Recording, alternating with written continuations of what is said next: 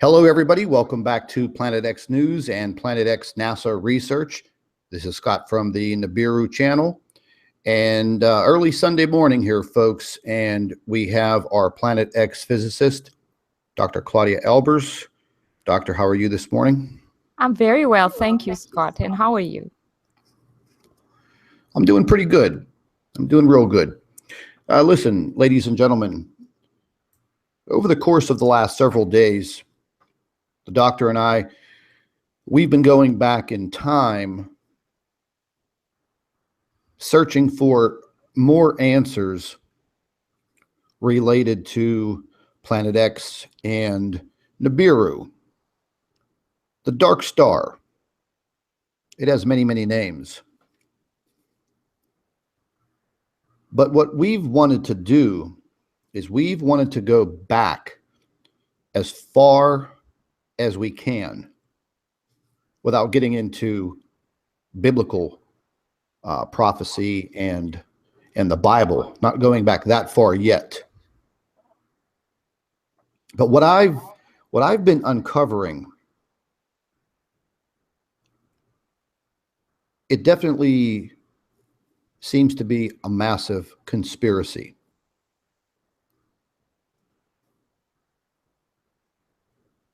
Even involving death.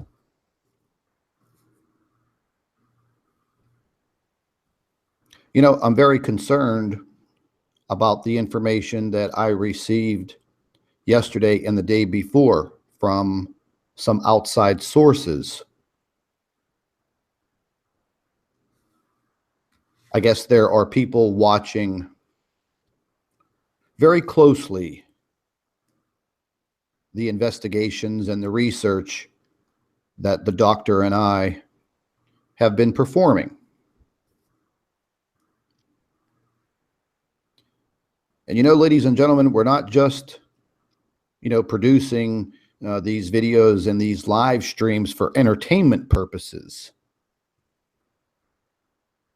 We're actually trying to uncover the truth, and it's very, very hard. And over the last couple of days, digging into the past of Dr. Robert Harrington and some of his colleagues, we're finding a lot of very suspicious things that are arising that probably, well, there's probably some people that really don't want us talking about it. But we're going to do it anyways. And what we've been finding out, once again, going way back into the early 70s, NASA, biggest space agency in the world, they were actively searching for an object or objects out near Orion, building space probes, using their massive telescopes, their technology, and their knowledge. And at the time, Robert Harrington, well, they just called him Bob Harrington. Very, very well-liked man, very educated, very smart. He was appointed the chief astronomer at the U.S. Naval Observatory. Pretty prestigious appointment. He had a pretty tough job. And this man devoted many, many hours off the clock because of his passion for astronomy. He was dedicated to his job. And his job eventually cost him his life because of what he was uncovering. And what he uncovered in the beginning, well, that just set everything into motion where we're at right now. And I truly believe that we are at a critical point in human existence on this planet the existence of this planet, period. Some of the information that was sent to me over the last 48 hours is definitely telling me that there's more to uncover. And it seems that over all of these years, more and more of this information is basically, it's getting washed out. And they're trying to cover up and silence the information. And we're gonna dig into it. So, Doctor, we've been talking about this now for days. What do you have to add to this so far? Like, I want to go all the way back to the beginning, and I want to start again trying to put this timeline together. And Yes. Ladies and gentlemen, something that I want to uncover, and I don't know if any of you know this, but I'm sure all of you know that Dr. Robert Harrington, kind of suspiciously died of esophageal cancer, shortly after, making these discoveries. Yeah. But what we have uncovered is that Dr. Harrington did not die here in the United States. He died in New Zealand. In 1993, January 24th, 1993. He did not die, with his family being there with him. We're talking about a man that supposedly had esophageal cancer, the latter stages of, but we're not finding any record of him knowing that he had esophageal cancer. And again, I'm not going to show you all of the graphic photographs that I've seen of esophageal cancer. And this really doesn't, esophageal cancer is kind of broad, really doesn't, affect your upper esophagus. It could affect any area of your esophagus. What I've been researching and finding is that just at the base of your esophagus before it connects to your stomach, that's usually where you get this tumor. But you're going to have problems, medical problems. You're going to have problems swallowing food. You're definitely going to have very, very severe acid reflux. You're going to have some very severe problems having esophageal cancer. It's not that you're going to go through life and not know about it, especially if you're working for the United States government and you're getting physicals by a U.S. Navy medical doctor. They're pretty thorough. So I find it very suspicious that Dr. Harrington was listed as passing away with this esophageal cancer. Esophageal cancer is caused by these mutated cells that then form this tumor. Basically, it kills you. But, he was down in New Zealand for a long period of time, back and forth, making observations with this telescope, this 8-inch regular telescope, not infrared, nothing of that nature, a regular telescope. So what Dr. Harrington found was not a brown dwarf star, because he would not have been able to see it with a regular 8-inch telescope. Am I correct, Doctor? That's correct, Scott. He used a normal telescope, so he had to have been able to detect it in visible light. And notice that the object that we also saw in LASCO C2, it was definitely emitting visible light as well. So this object seems to be able to emit visible light, probably quite faint though. It's probably a very faint star, but it still does emit visible light. Yeah, and I was going to add that this actually started at the beginning of the 20th century, as you know, because of the perturbations in the orbits of Neptune and Uranus, and then it led to the discovery of Pluto in the 1930s. But Pluto was too small, its mass was too low to explain these perturbations, so then the search continued.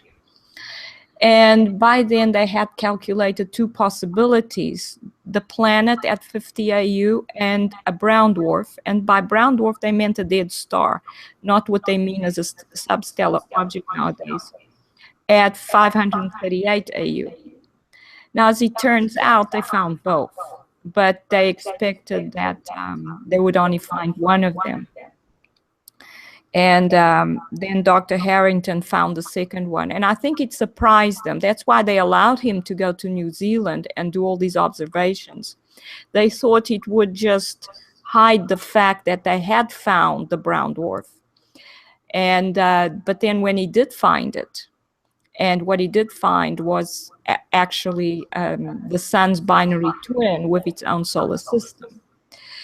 And when he did find it, and when they knew that there were historical records about this object, then they decided to shut him up as well. And that the solution was, of course, to kill him, as you mentioned, with the cancer, the fast-growing cancer.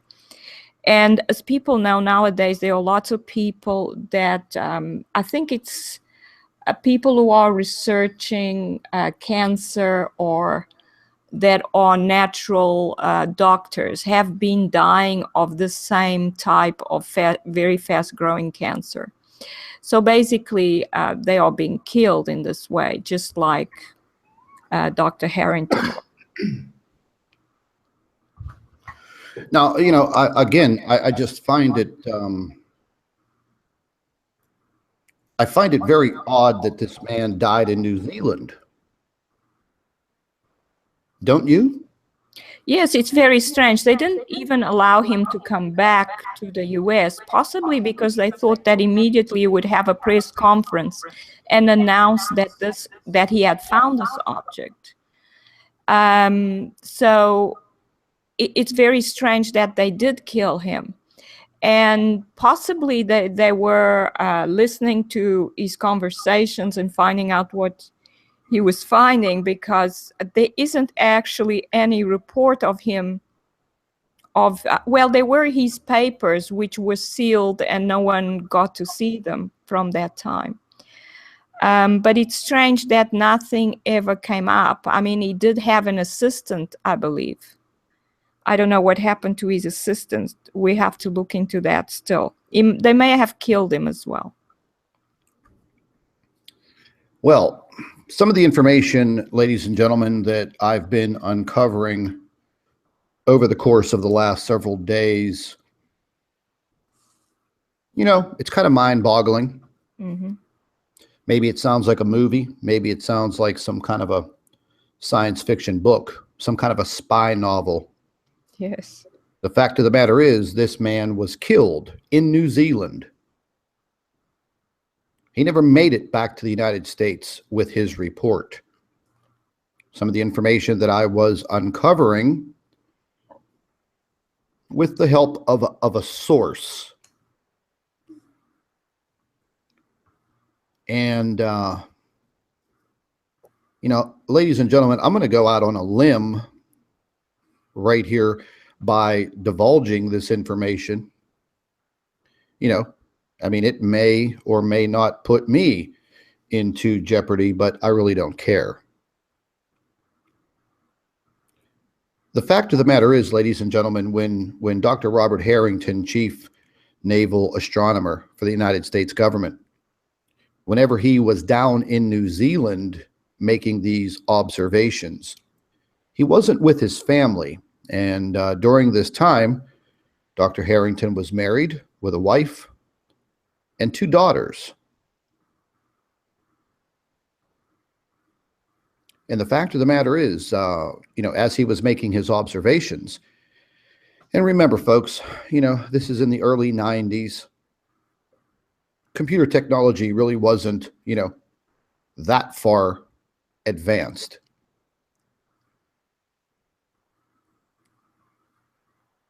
But Dr. Harrington, like any man that has a wife and family at home, was making daily calls back home to his wife and his children.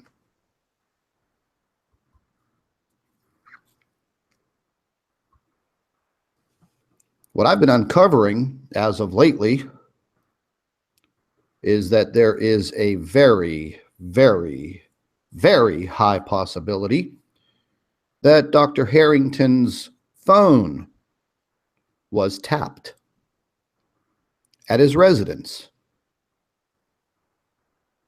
I believe Dr. Harrington was making some very concerning phone calls back to DC concerning what he was observing. I believe what Dr. Harrington saw in the sky in New Zealand prompted his early termination from life. Mm-hmm. Just like any man deeply involved with his family, you're talking to your wife on the telephone, and you're going to tell your wife what's happening. You most definitely are. And I believe that Dr. Harrington was divulging information over the phone to his wife. That house phone, his home residence, I believe that phone was tapped. And I'm just not making this up, ladies and gentlemen. I'm going by some very, very good, credible information that let's just say it's been coming in over the course of the last 48 hours.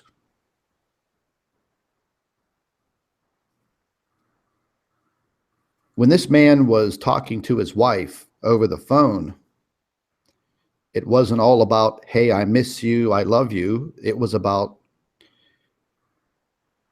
how scared he was at what he was seeing. And you have to remember something. This was a very smart man, a very, very smart astronomer, the chief naval astronomer for the United States government. As we know right now, the only man to use an 8-inch telescope down in New Zealand to visualize something that had never been seen before. And prior to Dr. Harrington making this visual observation, there is not too much information about Dr. Robert Harrington on film. However, this source that's been now keeping in touch with me over the last 2 days has pointed me to some other interviews, some other old video footage of Dr. Harrington being interviewed by a British astronomy reporter, UK astronomy. It was kind of like a documentary type, I guess, television show. Mm-hmm. They were even interviewing the, well, at the time, the older gentleman, but at the time he was a young, up-and-coming amateur astronomer. Doctor, what was his name? Tombaugh? Tom Tombaugh? Worked with Percival Lowell. I believe that was his name. Yeah, Percival Lowell, yes, I think so. And there was Tombaugh. He was the discoverer of Tombaugh, that's right, that's right. Mm-hmm. Yes. Yeah, and then you know, I happened to review the video information, which is, you know, I mean, you can tell it's from the from 1988. Mm-hmm. And I'm going to go ahead and I'm going to publicize this information probably later on today in another live stream or maybe even a video. I'm trying to be a little careful at what I'm doing. But very clearly in this interview, and this, I'm not talking about the interview with Zecharia Sitchin, because that's a totally other story. This video footage is from 1988. And there you go. There is Dr. Robert Harrington and his assistant. And they're talking about the search for planet X. And they're talking about the discovery of the moon, Charon, the moon of Pluto, which was discovered by Dr. Harrington's assistant. Mm-hmm. And at the time, they were still trying to figure out these perturbations with Uranus and Neptune. And then whenever his assistant found the moon, Charon, the moon of Pluto, well, Dr. Harrington just, he knew immediately that this small moon and Pluto would not be able to cause these perturbations of these other planets. He knew that there was something else out there, something bigger, something stronger that would be causing this. 1988. And then from 1988 on, more investigations, more research was coming out. Now, Doctor, briefly talk about the IRAS program, because folks, what you're going to realize is that they built this big infrared space telescope to launch into outer space. But they only got 1 year of usage out of it, as they tell us. 1 year. That's right. And in that 1 year, it produced 60 miles. 60 miles worth of data. Now, going back to this time period, maybe some of you are familiar with it, maybe some of you are not, but this type of data was on these big, gigantic computer reels, almost as big as an old album. Yes. Okay, they had acquired 60 miles of this data and no way to compute it. So therefore, whatever IRAS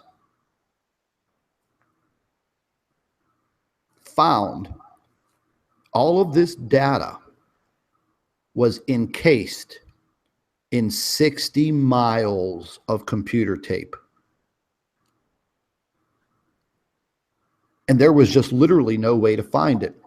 And in this old interview from 1988 with Dr. Robert Harrington, he states that.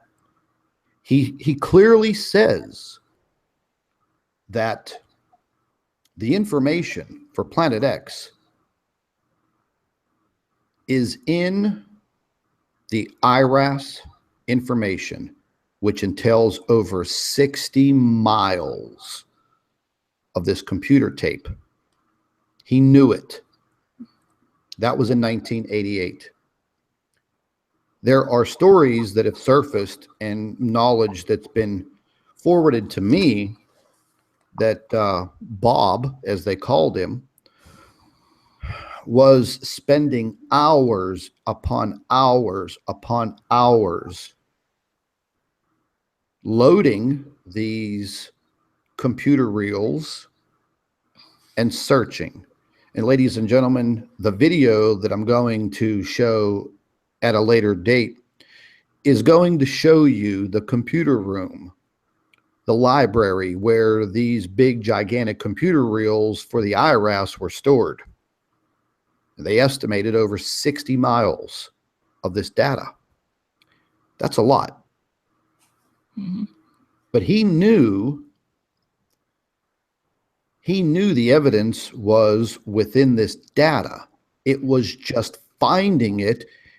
And at that time, computers, large mainframe computers and servers, things of that nature, they just didn't have the technology to, decipher all of this at a very, very fast rate. So from 1988 until 1993, during these years, Dr. Robert Harrington was just, he was just, pouring his heart and soul into this research because he knew that something out there existed. But see, here's the thing. What Dr. Harrington was searching for and what he found was something totally different than what NASA found in the late 70s and early 80s. Was it not, Doctor? That's right. It was quite different, what he found. But don't forget, they knew from the beginning, from probably the 1970s, that there was something out there. And so they started working on the infrared telescopes in the 1970s. They launched the Pioneer spacecraft.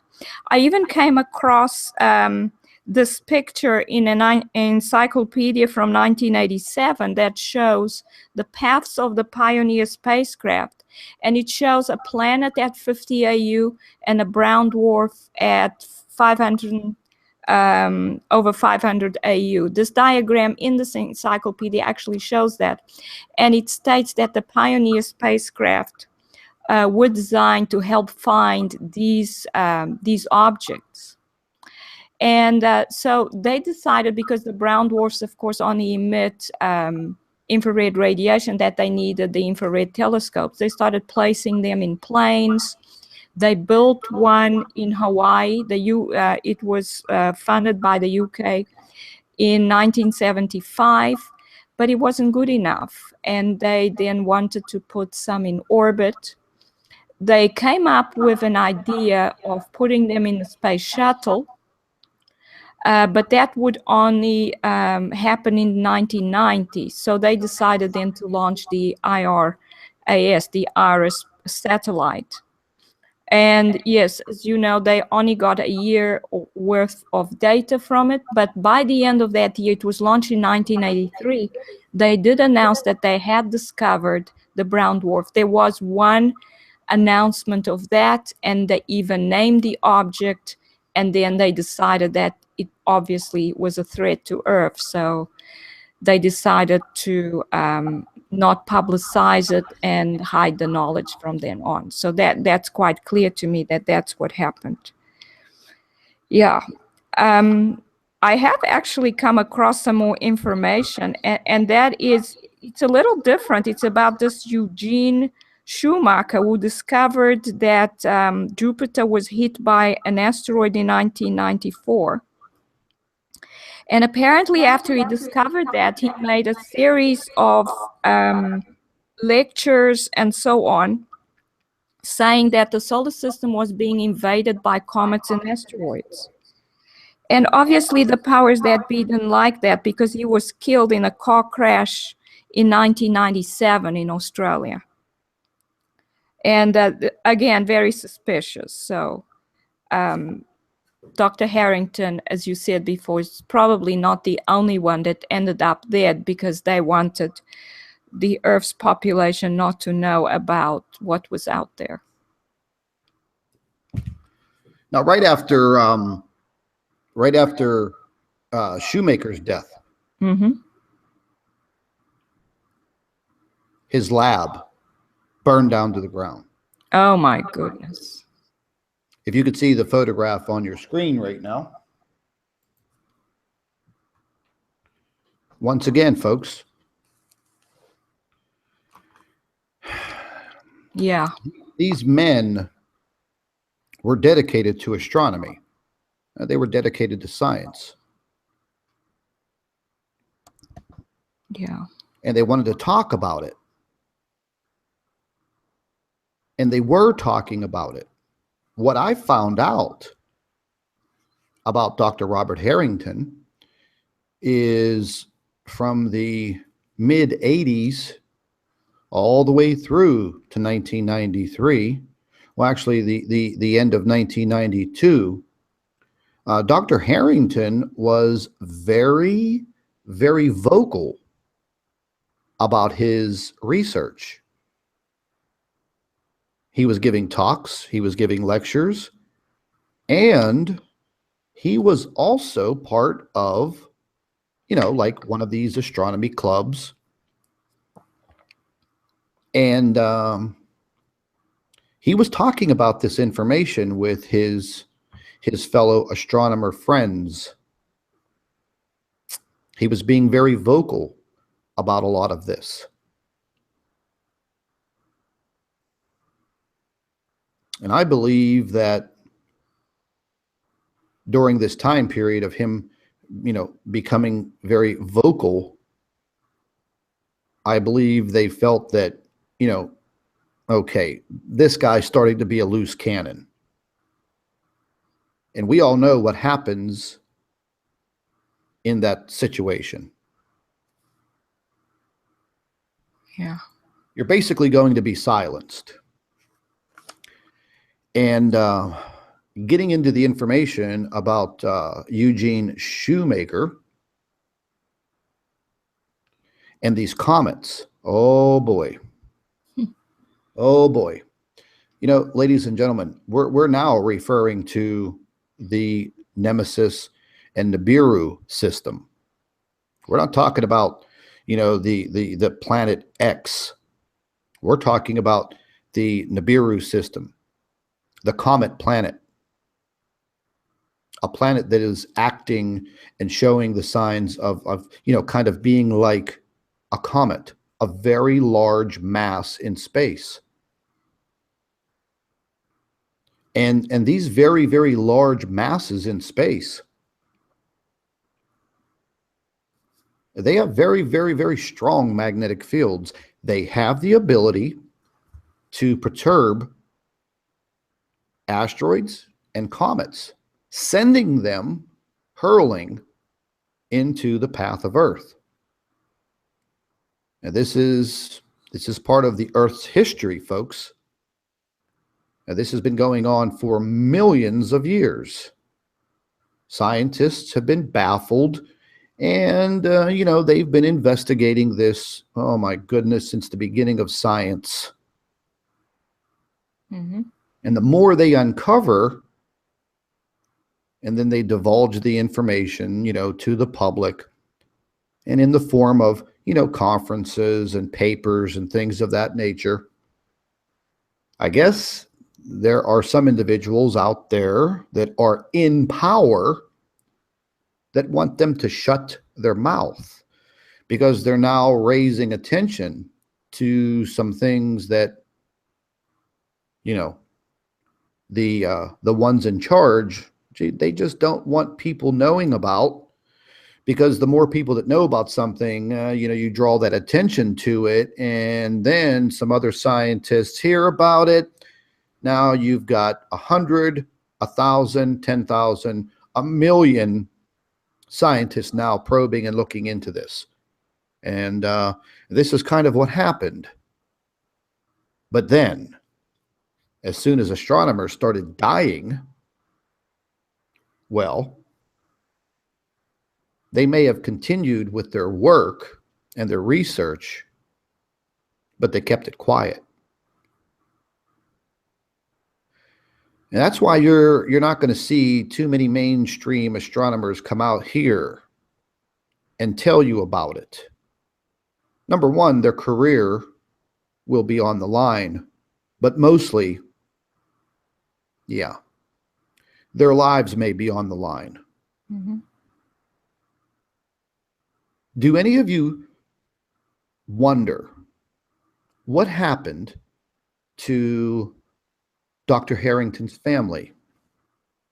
He had a wife. He had 2 daughters.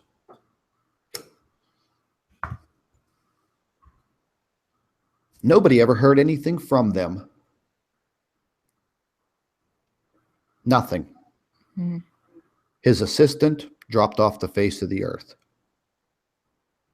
His files, his reports, his research, sealed. Government secret, confidential. Freedom of Information Act does not apply. Nobody has ever heard from either of his two daughters, who are, you know, they're grown adults now, probably have families and living their lives. Dr. Harrington also had a sister that I found out, and nothing from anyone in his family has ever been recorded. No interviews, no books, no reports, no nothing. Dead silence. They buried the man, and that was it. The same thing applies with Eugene Shoemaker. Killed in a head-on collision in the outback. His lab burned to the ground. Huh. Mm-hmm. Yeah. All righty then.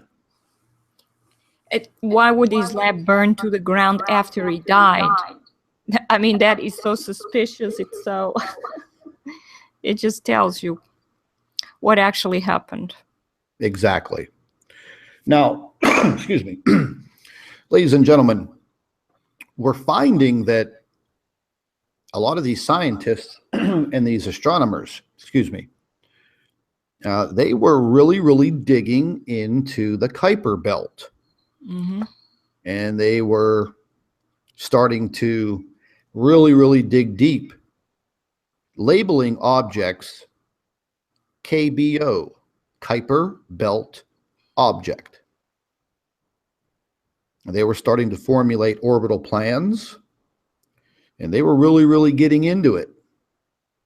And some of the information that was coming out, as what you're seeing here on your screen right now, is showing a Kuiper Belt object, which would be here. And you can consider that the dead star, as they called it. You can consider that Nemesis, Planet X, a brown dwarf. But what this is showing you is it's showing you how this Kuiper Belt object disturbs the orbit or the orbits of these comets and these asteroids, therefore leading them directly into the inner solar system, knocking them off of their course.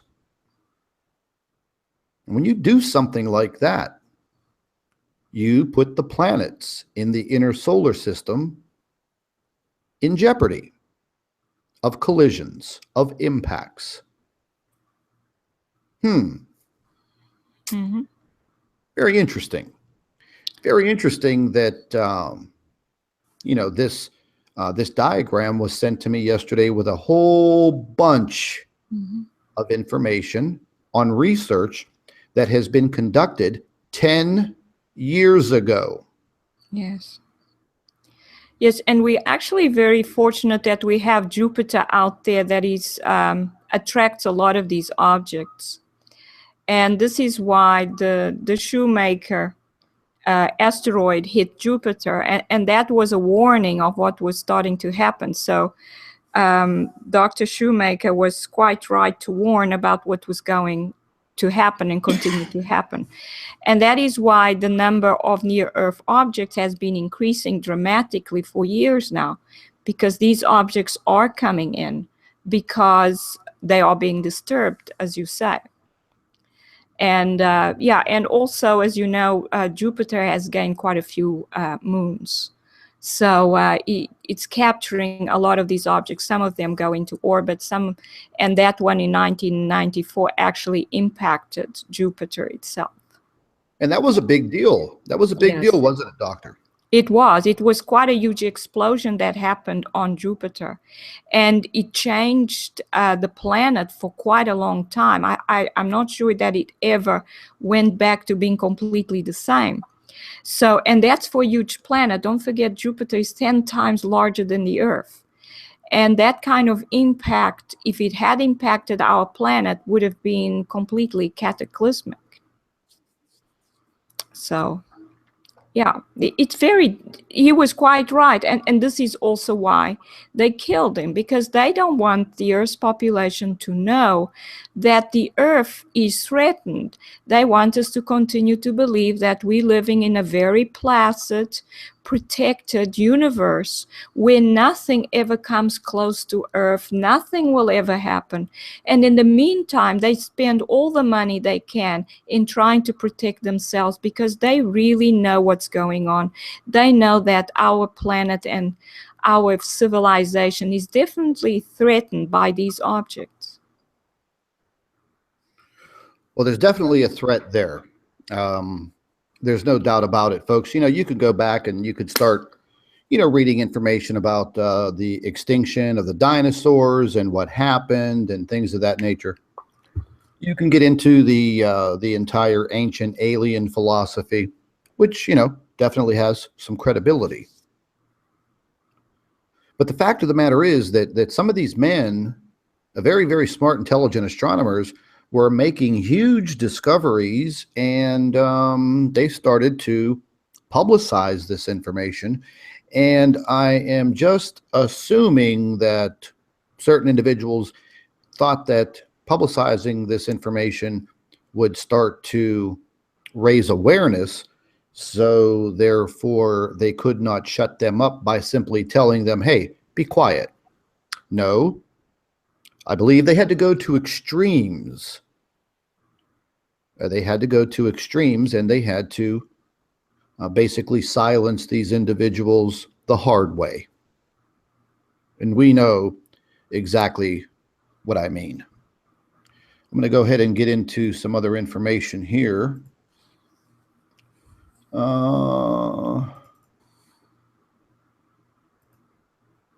Now, there's information out there, folks, that talks about the Earth traveling through this comet dust,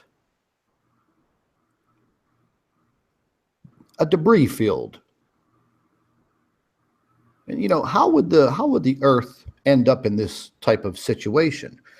Doctor, briefly, I mean, can you just elaborate on how the Earth would come into a situation such as what you see on your screen here? Well, these comets seem to come from outside the solar system, and they bring in with them a trail of dust. And sometimes they get trapped in the solar system, or they are destroyed in some way through an impact with the sun, or because the pressure from the forces on them and the solar wind causes them to break up.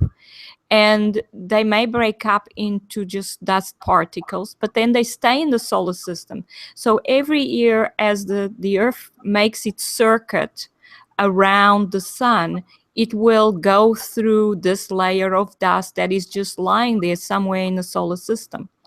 So this is possibly what is happening. I mean, this is why we get meteorites hitting the Earth at several times in the year.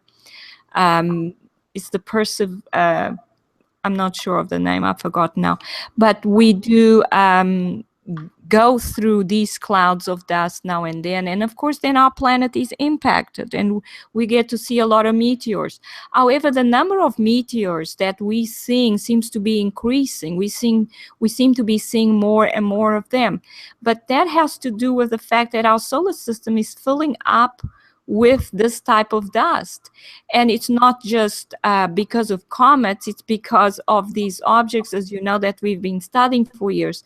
They come into the solar system and they bring a lot of dust with them. And there are many around the sun now, so they've left a lot of dust throughout the solar system. And there's a lot of plasma and going around, and of course our planet is going to be impacted. Our atmosphere will protect us to a certain degree because these objects will heat up as they move through the atmosphere, and most of them burn up. But we can still see them in the sky as they burn up, and these are what we call meteors. Exactly. Now, you know, some of the information that was sent over to me yesterday. This has to do with these Kuiper belt objects. One of them is said to be quite large and quite powerful, strong enough to perturb the orbits of these comets. Mm-hmm. And going back into prehistoric history, you know, with the dinosaurs, there's a very, very high possibility that comet strikes, asteroid strikes, hitting the Earth were the main cause of the extinction of the dinosaurs. Now, there are some other theories out there, but, you know, getting into this information through a period of time and these orbits of these Kuiper belt objects, well, it starts to lend credence to what we're talking about here. Whether they're on a 3,600-year orbit, a 1,000-year orbit, 500-year orbit, whatever it may be, the fact of the matter is that throughout time, this is what's been happening to the Earth, and this is what's been happening to other planets within our little small solar system. And the time has now come where we are far into the future, and we may just be in the crosshairs of another one of these events. And then we think, how many years have the governments around the world been digging deep and going underground, and why? This goes all the way back to biblical times. Mm. Yes, you see, Scott, the threat that we are facing now is double. We have multiple threats which they are hiding because they think that the Earth's population cannot cope with it. We have the objects around the sun that are basically destroying our sun. And we have this object coming into the inner solar system. And I'm sure you're going to show the picture that one of its planets, it's known from historical records, makes this, goes into the inner solar system and comes and crosses Earth's orbit. So this has been happening for thousands and thousands of years that this has happened. But we have the additional threat of the brown dwarf stars around our sun that are destroying our sun. So we have the double threat. And of course, they don't want us to know about it, but they're obviously taking it very seriously because they have been building shelters, as you know, very extensive shelters that would survive the explosion of a nuclear device on top of them. So this is the kind of shelters that they believe they need. This is how strongly they believe in this threat, and yet they hide it from the rest of us, because they are using us to get the money that they need to manufacture whatever they need, the metals, and they expect us to produce the food that they then place inside their shelters so that they can survive, whilst we, staying on top, will die. They expect us all to die. Yeah, I don't think that's going to happen. The human race is pretty powerful. We're pretty powerful individuals. But then again, you never know. Now, I'm sure that we will still survive, but a lot of people are going to die, Scott, because whenever we have these cataclysmic events, people die.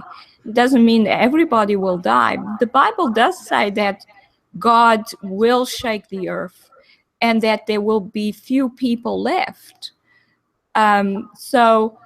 But it would help for people to know the truth, because then they have an opportunity to turn to God and seek refuge with him. But not knowing what's happening and what may hit them, they living their lives as if nothing is going on. And I think what they are doing is criminal that way. Oh, there's no doubt it's absolutely criminal.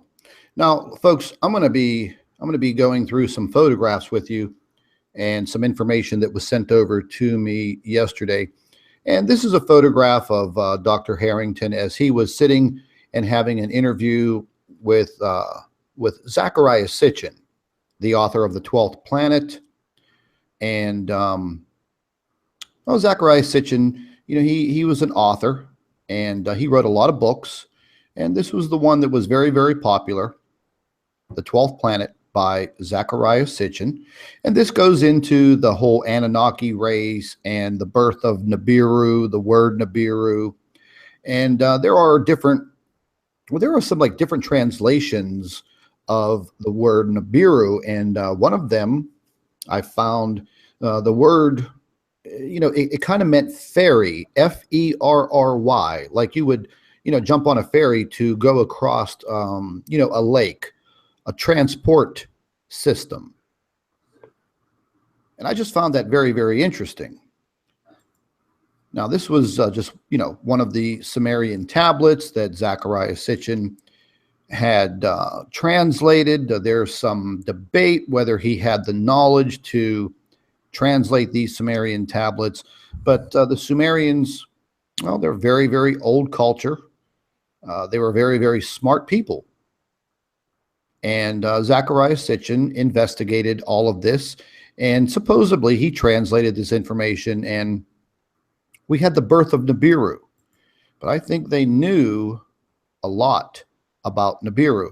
This gets into the Anunnaki, and you can see there has been, it's been publicized that these individuals were very, very tall, very, very big.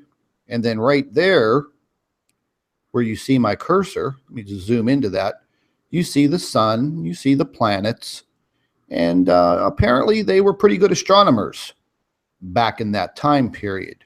So, Zecharia Sitchin's information has always been very controversial, and people have tried their best to tear it apart. Now, this is a close-up of just some of the information that was sent over to me.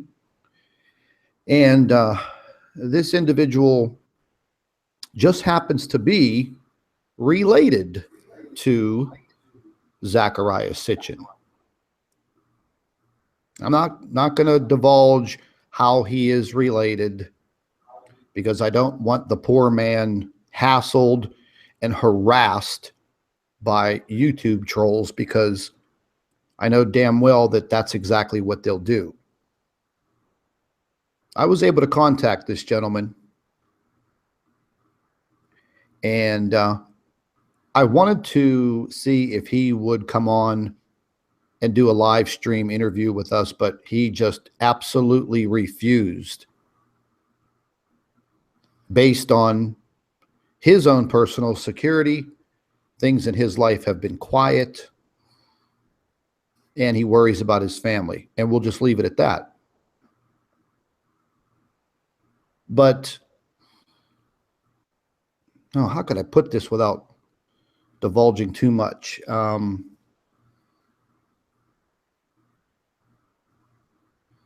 Let's just put it this way. He's very, very, very, very intelligent man. He has direct access to all of Zecharia Sitchin's work. And he himself, he has been going over it and over and over for years. And he's basically come to the conclusion that Robert Harrington's interaction with Zecharia Sitchin during that interview, well, actually before, because Robert Harrington read Zecharia Sitchin's book, The 12th Planet, therefore prompting him to move in a direction And the direction he moved in is when he made his discovery. And once again, folks, Dr. Robert Harrington was using an 8-inch regular telescope.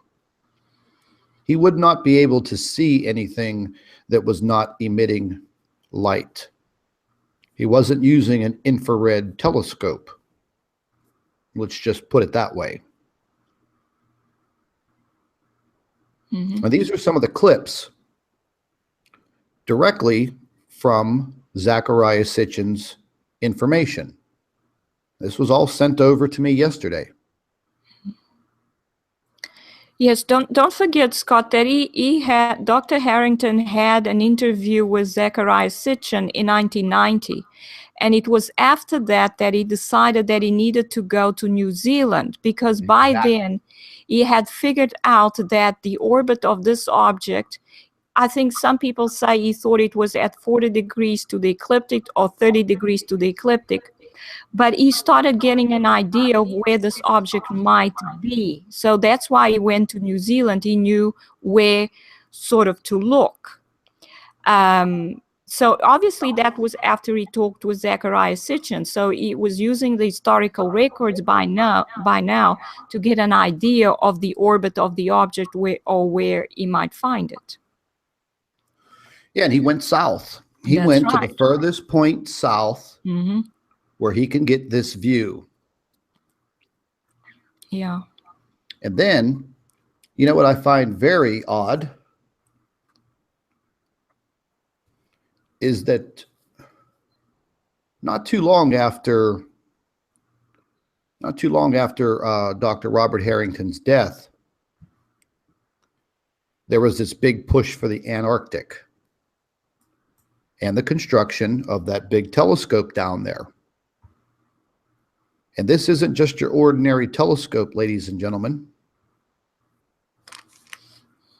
It doesn't take astrophotographs like we would see.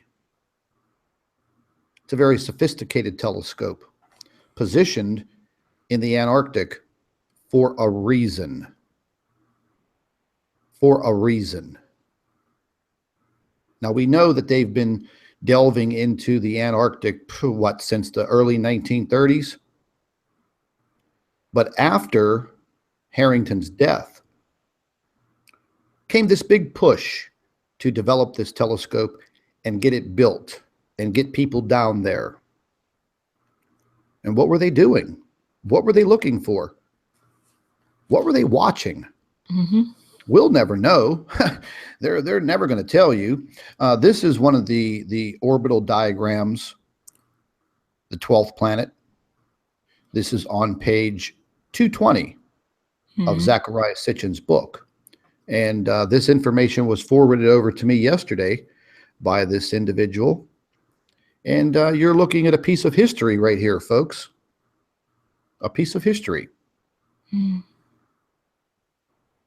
Yeah. It's very interesting. It's kind of hard to ingest. But folks, there were people doing very, very deep scientific work on what we're talking about here today. And again, you're looking at information that probably a lot of you have never seen before. Mm. And this information's going back a long time. These are just not, this isn't some YouTube video. You're looking at documented evidence of what individuals were researching heavily, putting hundreds and hundreds and hundreds of hours into. Mm. These weren't just some YouTubers, folks. Yeah. So this is very interesting, Scott, because what it's showing is that this planet that came in from the sun's binary twin, its orbit was changed. It then impacted another planet, which turned into the asteroid belt, I believe. Mm-hmm. And they basically say that from that the Earth was formed. I think that's what that diagram means. Yes. I'm not sure about that, but it's quite logical that the asteroid belt would have formed because of a planet being destroyed. So it's possible that that's exactly what happened a long time ago. So this object can imply, and this planet would have been between Earth and Mars. So it's quite possible that it does come close enough to Earth to cause quite a lot of disruption. So it's very interesting. Yeah. Quite a bit of disruption. Now, folks, this is figure 111, and this is the path of Nibiru as seen through the eyes of Zecharia Sitchin in his book, Nibiru, the 12th Planet, Orbital Period, 3,600 years. Now, Zecharia Sitchin was not an astronomer. He was a writer, an investigator, a researcher. He's written many, many books. And there's a possibility in his translations, the orbital path of 3,600 years might have been wrong. Now, whenever he sat down for his interview with Robert Harrington was calculating an orbital period of about 1,000 years. Every 1,000, I think it was 1,090 or something close to that this object makes its way through our solar system and just wreaks havoc. Yes. Have we actually come to this point in this orbit? Yeah, and it seems that its orbit does change as well. It's not always the same. So, I mean, if it came only close to Mars and not to Earth, it wouldn't be too bad. But I think there is some evidence that it may actually come even closer to Earth. So, exactly. And actually cross the Earth's orbit. This is just some other information. I mean, this is more up your alley, Doctor. Yeah, so this is the mass of all the planets in terms of the Earth's mass. So Jupiter is 318 times more massive than the Earth, and Saturn 92, Uranus 14.5, and Neptune 17. Yes, so all these planets, these are what we call the gas giant planets, are much more massive than the rocky planets in the inner solar system, like Mars. Mars is even smaller than Earth, and Venus is about the same size, just slightly smaller. Mercury is smaller. The picture that I have up on the screen now, folks, this is the meeting between Zecharia Sitchin, the author of the 12th Planet, and Dr. Robert Harrington. This was held at the U.S. Naval Observatory, Dr. Robert Harrington's office. The date of the meeting was August 30th, 1990. 2 years later, January of 1993, he was dead. Dr. Robert Harrington was dead at the age of 50. Yeah.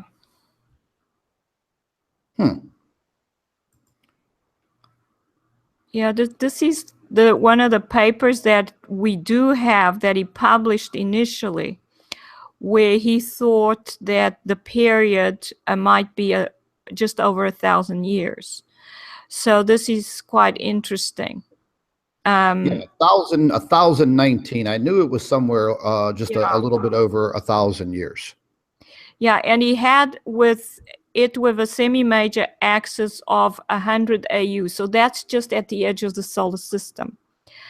But I believe that when you increase the mass of the system, because we now have a star with a solar system, then that increases the semi-major axis, which is the distance from the sun, and that would increase the period as well to something like 3,600 years, which is possibly what he deduced after talking to Zecharia Sitchin, that possibly we have a more massive object. It's actually a system with several planets, so it's much more massive than you would expect a planet on its own to be. And that would increase the semi-major axis, and it would increase the period. And then you might get something with a 3,600 year period. So, you know, just looking at this piece of paper right here, this shows you, folks. Let's just take a look at this real quick. You see right down below here where my cursor is? Mm-hmm. These were the references. Yes. Okay. You could see the dates that goes back all the way to 1961, method of celestial mechanics. I mean, there is a lot of information down here as far as the references go.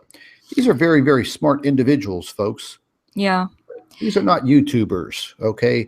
These were men that were very, very smart astronomers, astrophysicists, mathematicians. They were going at it. Mm-hmm. And this was some of the information. Yeah, what I see interesting about this is that the latest reference he has there was from 1988. So that tells me that he published this paper in 1988. And this is the paper, I think, that NASA actually promoted and published. It was I think in 1988. And then you would think, well, why would NASA allow this sort of paper to be published if they wanted to hide this information? I think at the time they didn't know that he would find something, because they had found the brown dwarf and they thought that was the end of it. They had found the actual threat and they didn't need to look any further. Because in the beginning they thought there were only two possibilities and they would only find one of them. So when so they allowed him to go with this research because it actually would hide the fact that they had found something. Just like they are using the research of Brown now, that continues to pretend that he's still searching for planet X as a KBO, a Kuiper Belt object or something like that. And that actually promotes the idea that nothing has been found yet. So I think they started this with Dr. Harrington. They never thought he would find anything of any value, perhaps a few small objects, but that would never give him the mass that would lead to the perturbations, because I think they thought they had the answer. They thought they knew that what had caused the perturbation was this brown dwarf coming towards the inner solar system at the time. I'm just going to clear this this one photograph up here real quick.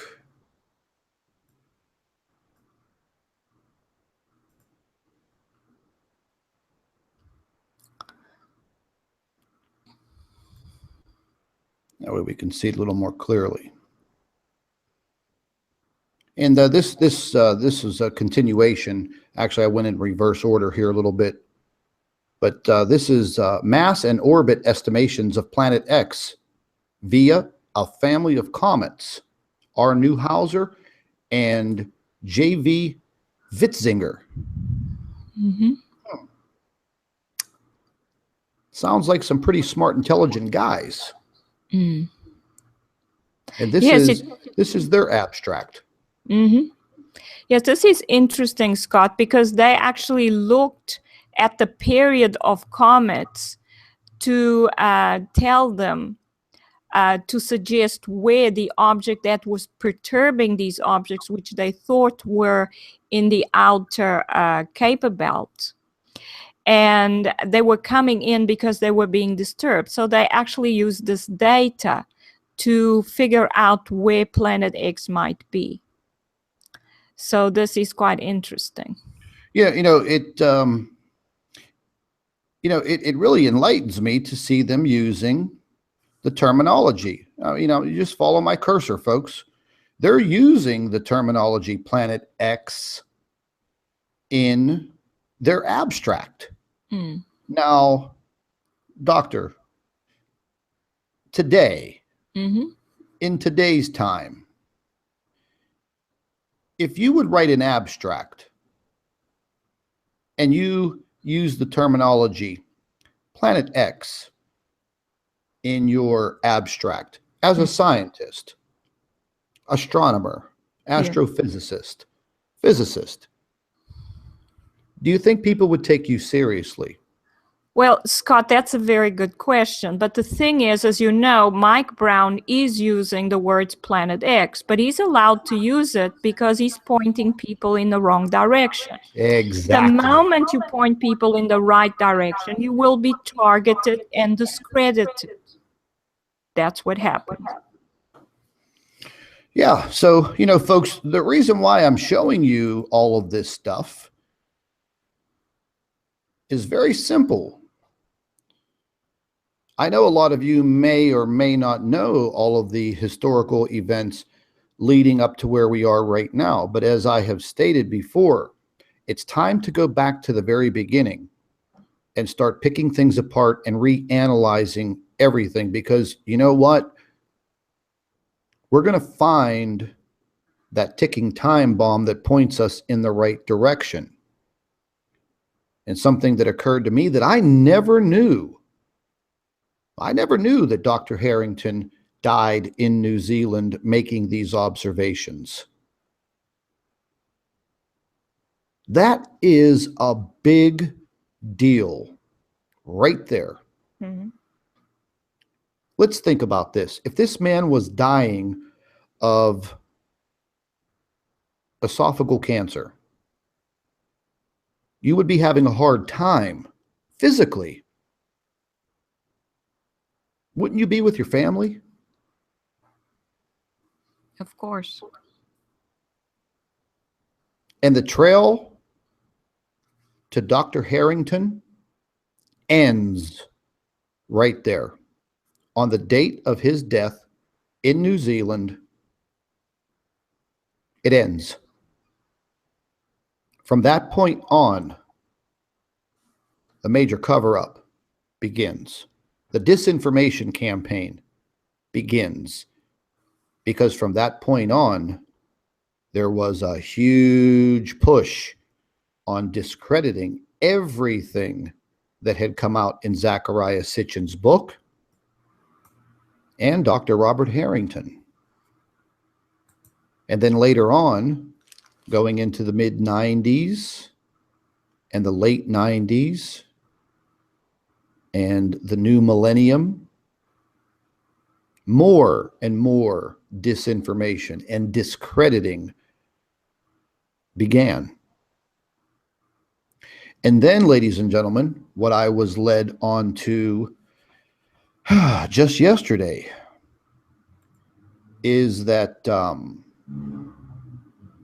the word troll, the trolling, do you know that this goes back 10, 15 years?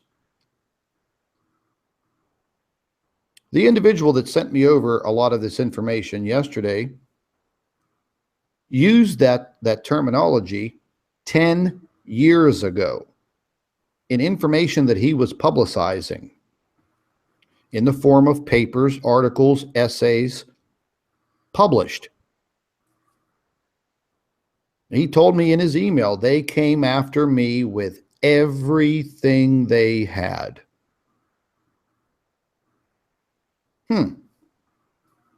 Same thing they're doing to me, same thing they're doing to the doctor. So that's one of the reasons why we wanted to dip back into the past, because I truly believe that the past is going to lead us to answers that we have right now, or questions that we have right now, excuse me. Nobody debunked Robert Harrington. Nobody's going to debunk this information. I don't care how hard they try. Do you know why they're not going to debunk this information, ladies and gentlemen? Because they don't have all of it. So therefore, you cannot debunk this information unless unless you have access to these confidential files. So shut up, sit back, and just be quiet. The fact of the matter is, in the mid-70s and late 70s, they were already searching for this object. Based on the information that Zecharia Sitchin was coming up with, it cued Robert Harrington into looking in another direction. And as the doctor has stated, NASA probably thought that he would never find anything with his little 8-inch telescope down there in New Zealand. But the fact of the matter is, he sure as hell did find something. He reported back on it, possibly. Or he discussed it over the phone with his wife and possibly said things to the effect, hey, I'm worried about this. I'm worried about my own safety. I don't know if I should tell them what I found. And then he never made it back. He never made it back. Same thing with Eugene Shoemaker. One man killed in New Zealand, one man killed in Australia.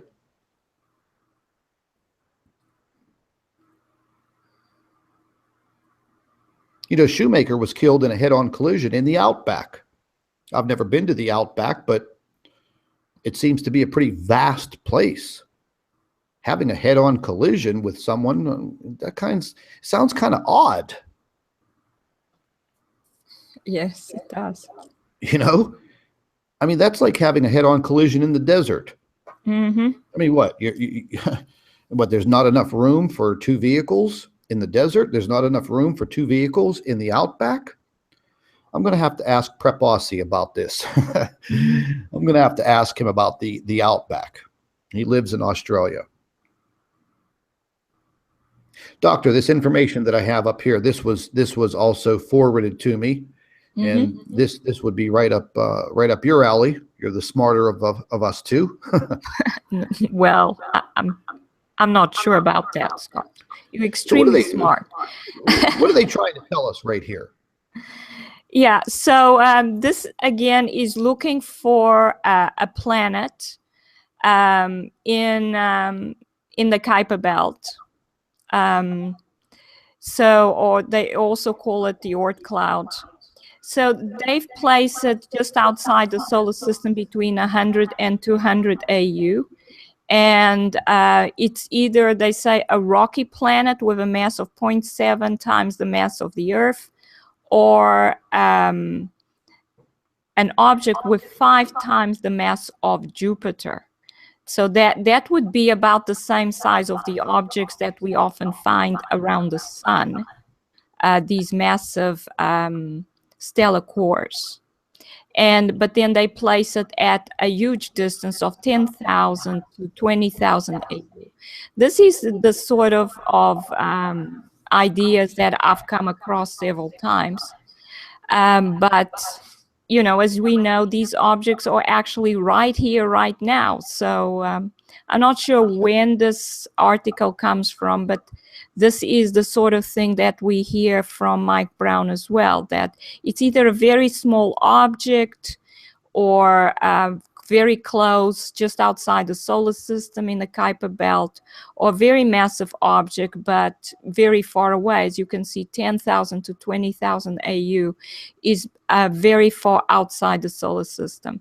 This is not actually what we have. I mean, and this is the reason why they are threatened by this information, and why they promote this other idea about Planet X, that it's either very small, very far away, or it's a huge object, a star, basically, but very far from the solar system. Well, they don't want people to realize what's actually happening. We have several stars in the solar system right now, and they don't want people to realize that. And we have this other object, which is the sun's binary twin, and it's possibly just outside, inside the solar system, but outside the inner planets with this planet that comes into the inner solar system, because we know that from historical records does happen.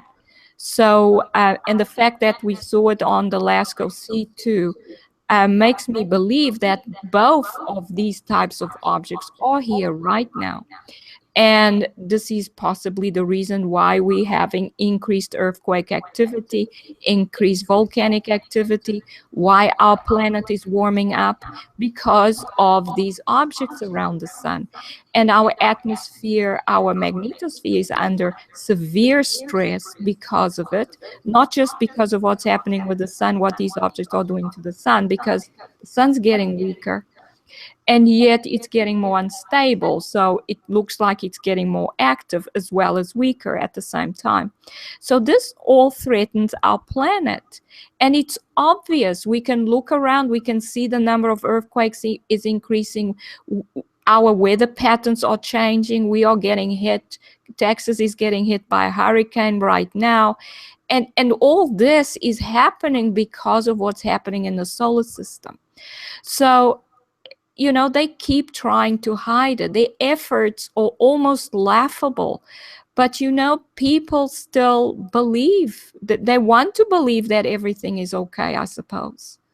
Well, this photograph of this writing that you see, the information that was sent over to me yesterday, this was labeled part of the scientific disinformation. That's how this was labeled. Yes. So just as you are saying, Doctor, Yeah. they want you to believe that, you know, this object is so far away, 50 AU, 100, 200 AU. They want to point you in a wrong direction. This was basically disinformation, scientific disinformation that was placed out there. And ladies and gentlemen, what I've been finding and what's being told to me right now is that this major disinformation campaign started right after Dr. Robert Harrington's untimely death in New Zealand. So once again, you know, we start to put together the pieces of what's happening. Now, this photograph was also forwarded to me in the file, and this is showing Pluto in its orbit and how Pluto, does it go through the Kuiper belt at all or no? Yes, it does. It's does got go? an elliptical orbit that takes it into the Kuiper belt.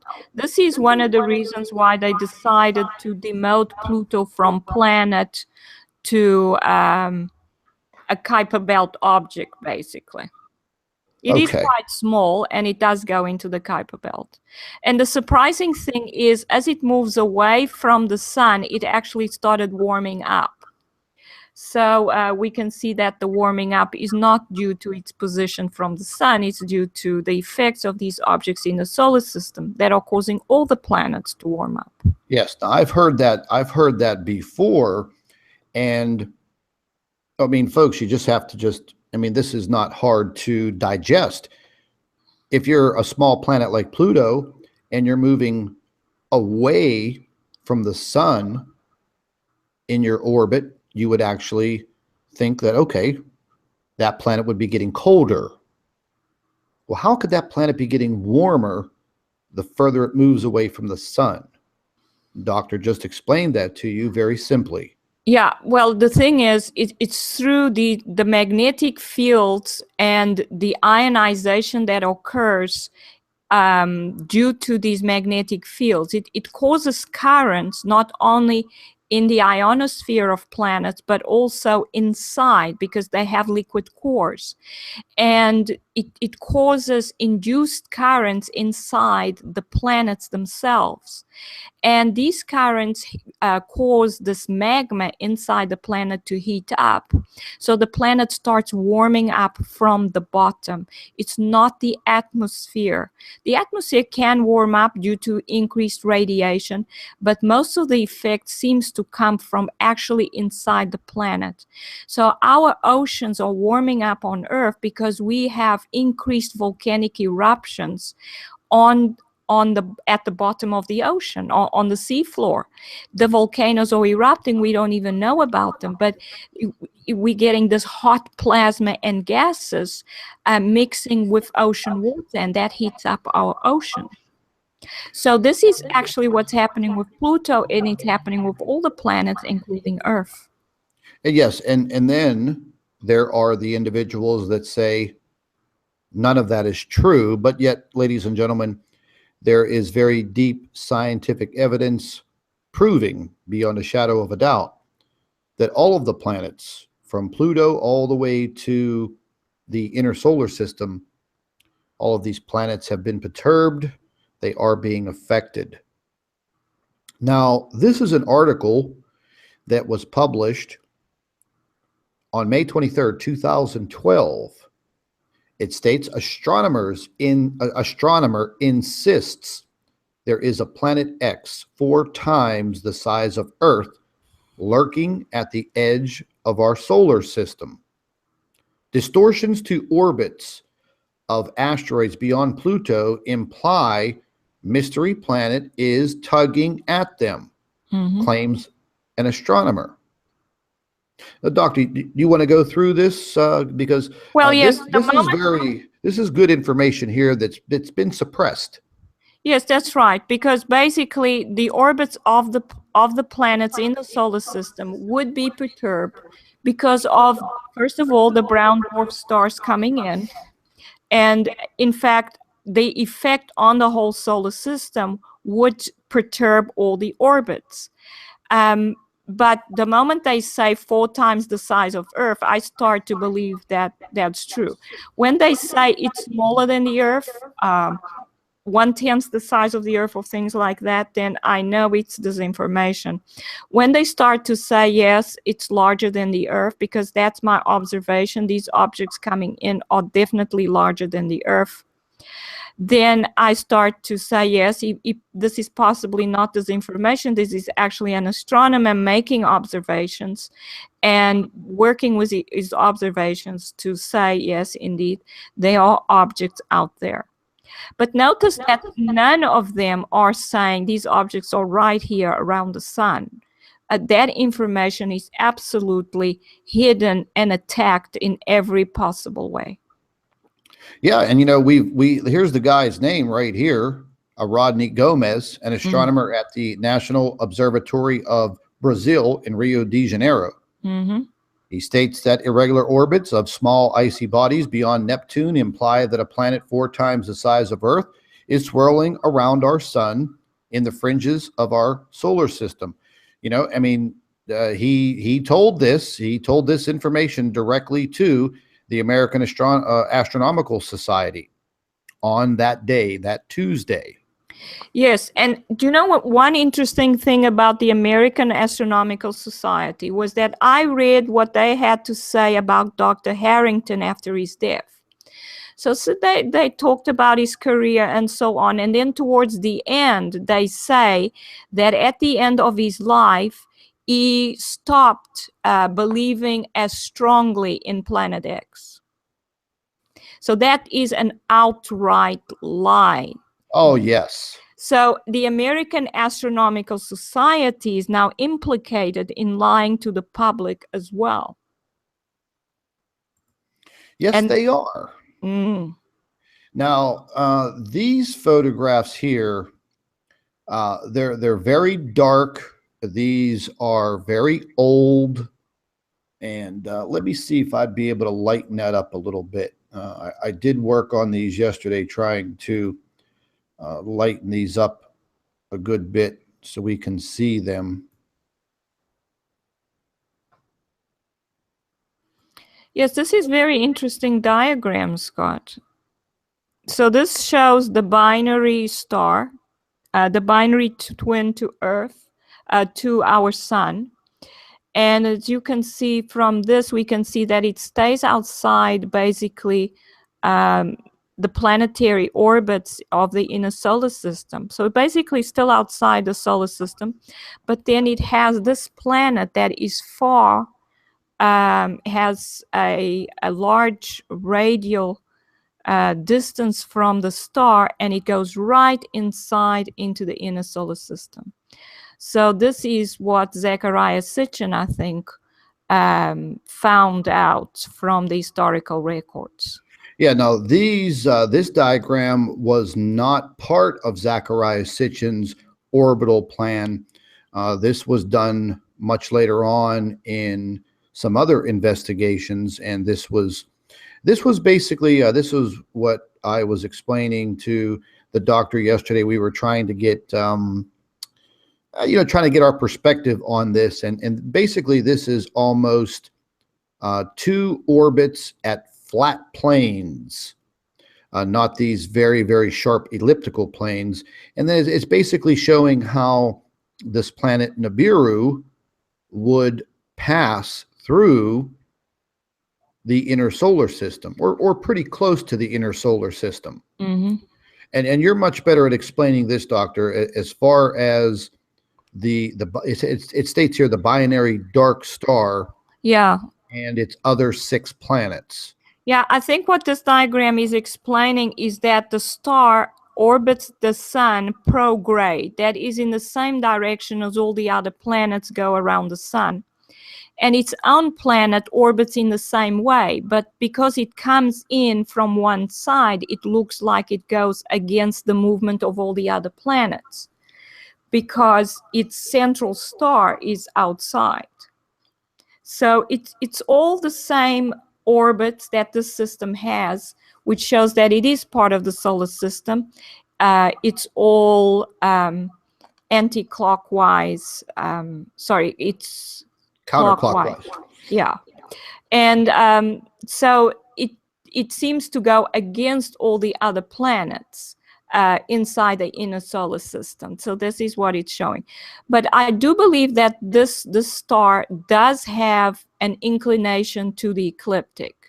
So although its planet orbits in the same plane, its planets seem to orbit in the same ecliptic plane, but the star itself has an inclined orbit. That's why it goes far south when it moves away from our sun, and it comes up from the south as it moves towards our sun. I will draw some diagrams and explain that as well. Yeah, I'm gonna have to touch this this photograph up too, because they're very, very dark. Some of this information was kind of, like I said, folks, this was passed over to me yesterday, and this is some of it is a little blurry because it was kind of small. I had to work with bringing up the resolution of some of this, but this is a little bit of a closer view of our solar system here. Yes. And the planet Nibiru making its pass through. And you can see, I'm going to zoom in here. It's going to distort somewhat, but right here is the symbol for Nibiru. Yes. And as you can see, it's like a comet planet. It has its tail extending as it makes its pass. Yes. I'm going to go ahead and, make this a little smaller so it's a lot more visible on your screen. But they're stating that this object, Nibiru, it's kind of like a comet planet. It's losing its surface as it progresses in its orbit.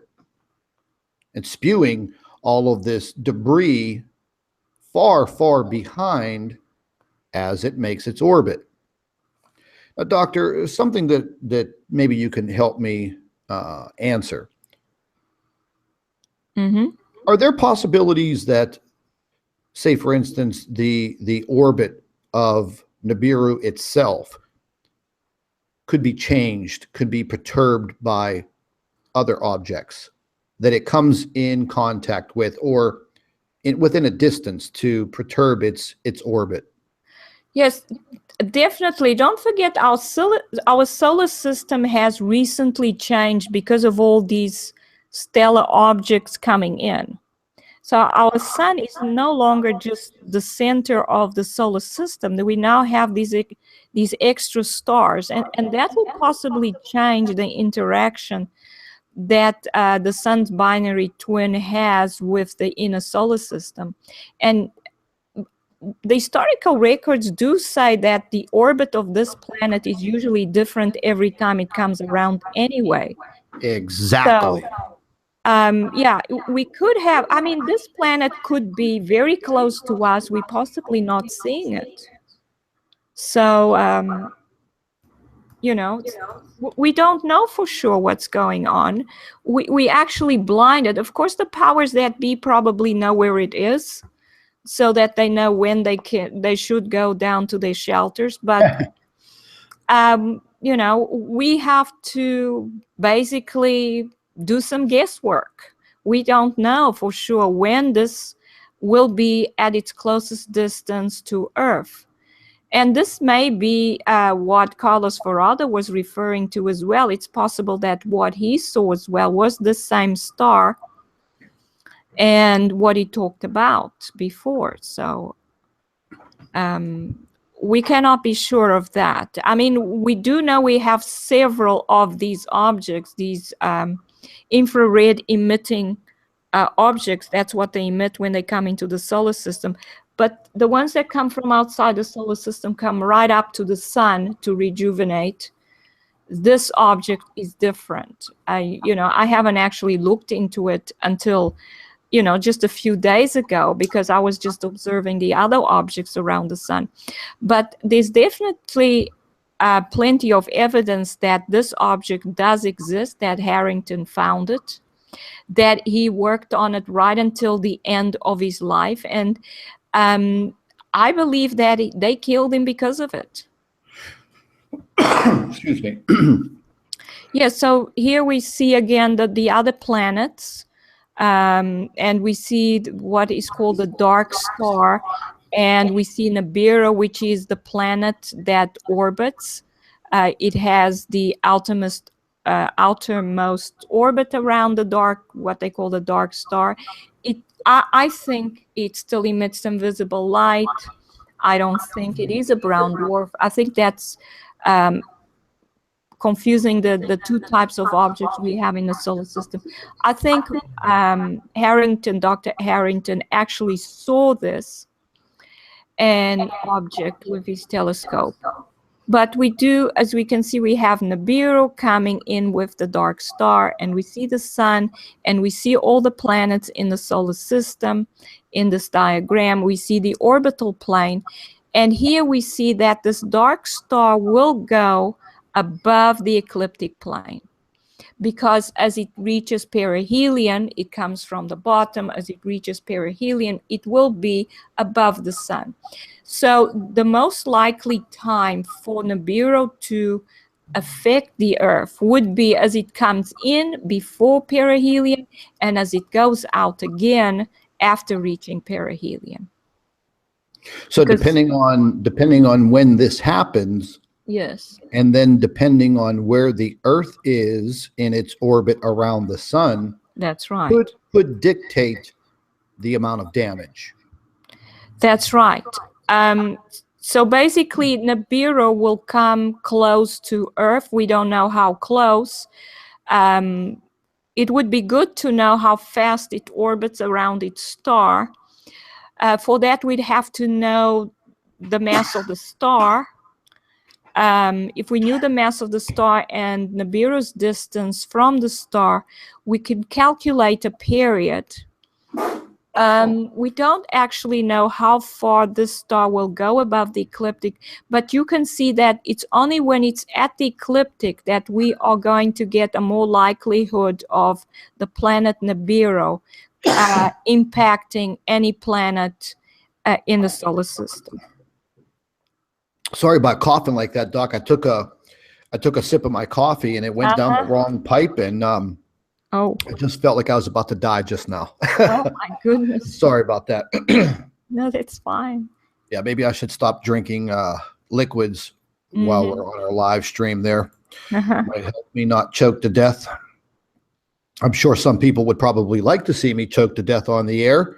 That might get some views, huh? That might get some views. No way. Now, this was going back once again into time, this was the famous Washington Post article. This information was forwarded to me in this file yesterday.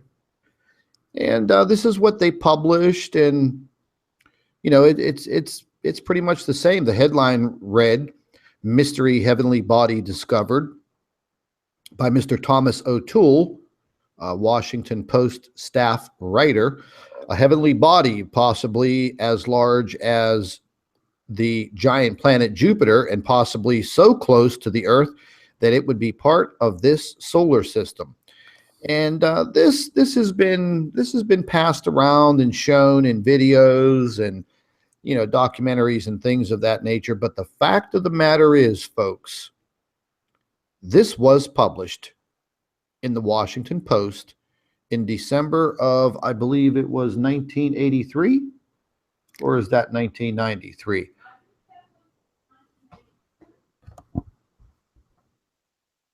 Okay, Doc, I think we lost your audio.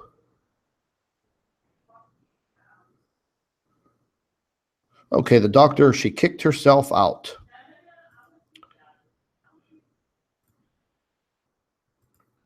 Let me go back to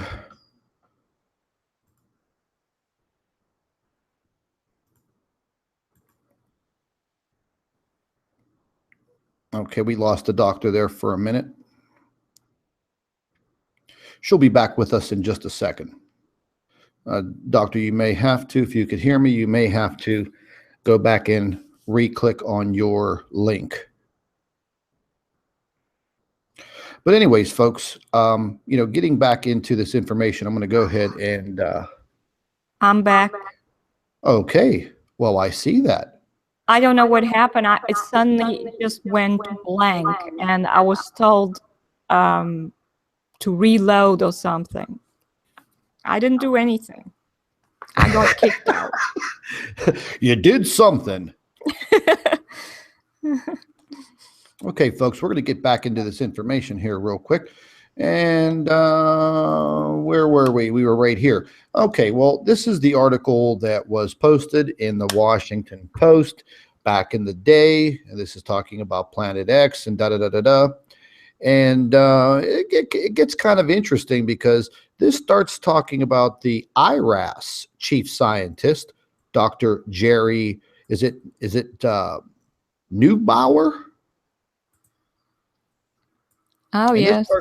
This starts talking about, you know, some observations and what they found, and it's, you know, 50 billion miles away and blah, blah, blah, blah, blah. And I think it turned out to be a bunch of disinformation.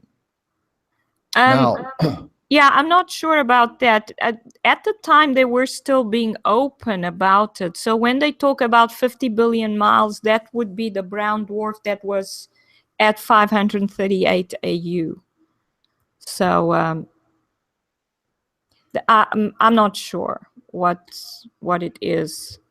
Now, this photograph was attached to the file, and there was not too much said about it. But apparently, this was imaged, and Doctor, you would know more about this than me. Apparently, this is, I guess, the light spectrum. Yes, this would be the spectrum of the object. It shows a maximum at 8 or 5 nanometers. I believe that is visible light. So it would mean that this object would appear to be blue. That's interesting. Yeah. Blue. 8 to 5 nanometers. Sorry, I have to check. I always forget. Yes, visible light. No, this would be infrared. Yes. 8 is infrared. So yeah, it would be an infrared emitting object. The 5 nanometers would be visible light. So, well, I'm not sure. I have to look at this some more. Yeah, we'll go back to this picture because a lot of the information. I haven't looked at this before. Yeah, a lot of the information that was sent over to me yesterday, you know, some of it was titled, and some of it just said the doctor will understand this. So she hasn't had a chance to actually review any of the information that I'm showing you right now. Mm. You know, I'm going to be honest, ladies and gentlemen. I woke up this morning and I was going to just take the next couple of days and continue to pour over the information that was coming into me. But, you know, when I woke up this morning, I just said, you know what, the hell with it. Let's get it out there and let's let everyone see. Mm. Let's let everyone see what was going on 25, 35 years ago.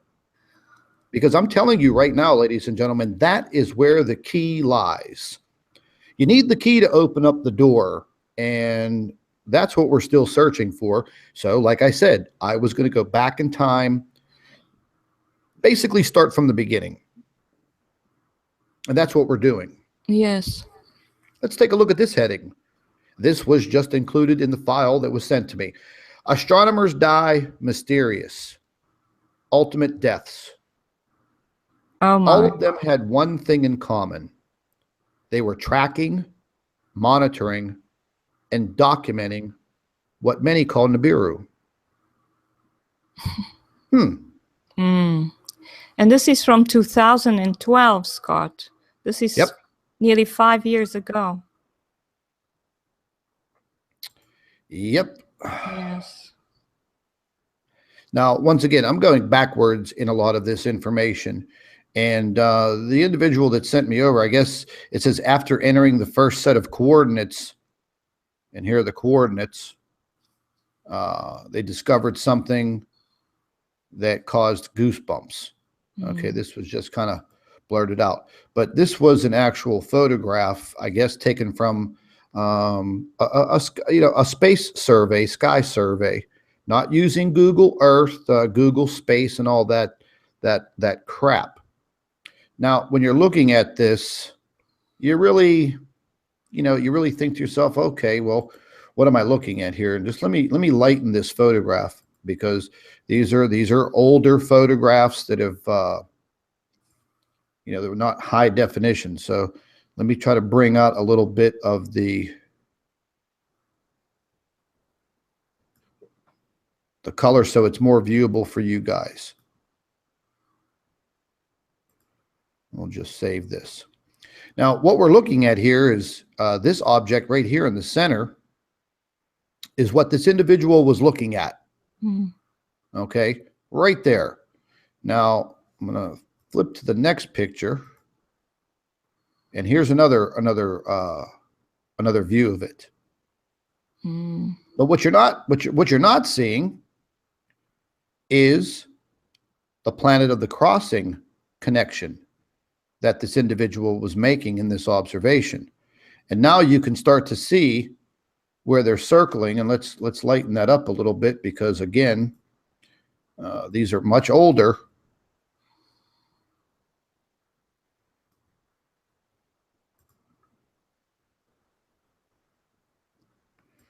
Now you can see that they were doing something. They were tuned in on this object right here, which obviously has like some kind of a gas cloud, dust cloud around it. Yes. I'm going to have to work with these photographs to bring out more of the resolution. And it looks blue. Yeah, it's blue. Mm. Interesting. This was now. Excuse me. This picture was forwarded along with this file, and all this says is finder scope classification unidentified. Is that in Pegasus? Mm-hmm. No object. No object. But yet here are the coordinates for it, and blah blah blah. Mm. I don't know the relevance. Well, I didn't know the relevance of this photograph when it was sent. And again, here is something. It's just a little more a closer look at it. And again, folks, these are much, much older. I think this goes back, I don't know if it's a good 4, 5, 6 years.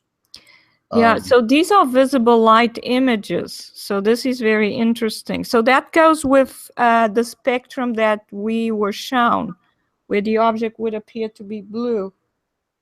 And plus it will emit some infrared in the 800 nanometer. Yeah, so I mean, it's still, we have a lot more research to go through with this information that was sent in. Yeah. Now, the individual stated that they weren't using that Google Space program. Okay, they were using something totally different, which wasn't censored. But they decided to put those same coordinates into Google Space, and look what they came up with. A black box. Oh my goodness. Look, I'll blow that thing right up in your face. There's nothing there. Okay, a black box. Well, that is evidence in itself. I mean, if the object's supposed to be there and they're hiding whatever's there, that shows you that's something we're not supposed to find. Yep, it was a black box. Yeah. Well, that shows you that it is possibly the object. It may even be the object as Dr. Harrington saw it with his telescope. Yeah. Now, we're going back to these photographs because I was in the wrong file. But yeah, this information, I had to try to work on these photographs because they were so blurry. And like I said, folks, they're many years old. But this was the object that they were tuned in on during the sky survey. And then, you know, this was forwarded in the file also. Nibiru and its moons or satellites. Nibiru means the planet of the crossing. So I guess Nibiru is said to be the outermost planet. So yeah, I think Nibiru is not there because this star is supposed to have 7 planets, and all we see here is 6. So the 7th planet is much further out, I think. So we don't even see it in this image. This is to be seen in this diagram. Yeah, with the 6 inner planets. Yeah, now I think look, there we go. Yes. Now let me clear this up real quick because again, folks, I didn't have a chance. Now here we see 7. Yeah. Yes.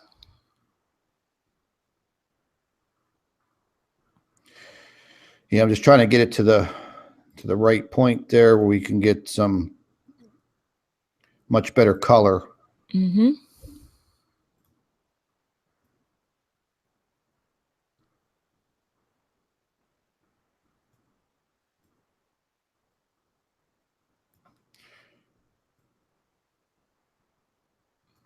Okay, so that looks to be, let's just save that. So that looks to be very similar to that, but just at a different angle. Yes. So I'll click back and forth.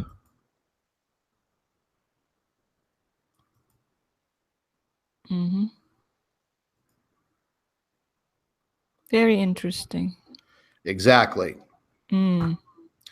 So, ladies and gentlemen, you know, that kind of lends some credence to the whole, you know, Nibiru theory.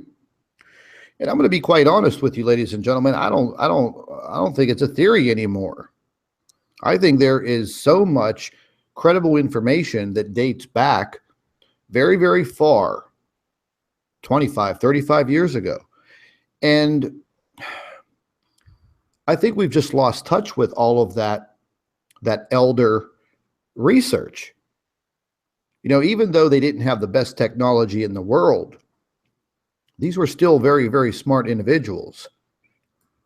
And you still have some very, very smart individuals that are still investigating this matter. And the fact of the matter is, more and more of this information is being silenced and censored. So it is not available for you to see or understand or even to begin to research for yourself. But the individual making these observations clearly found something on this little sky space survey that resembles that. Huh. Hmm. Yeah. Yes. Yeah, so we're going to look into that a little bit further. Let me move forward here. And this was what was being viewed. And again, it says classification unidentified in Pegasus. Yes. And then we're seeing an object. Clearly, we're seeing an object, and we're told no object. Yeah. That's exactly correct. It's telling you that it doesn't exist. Yeah. So this individual, I guess this was more information that was sent in, and they were basically trying to map this out, giving one set of coordinates. I believe that is in 2011, and then its approach in 2012. I believe the circle is representing our solar system. Mm-hmm. It's not labeled. So this would give you the distance from 9/11 or 9/27, 2011, and this is 2012, July 30th, 2012. There were the coordinates that they were plotting.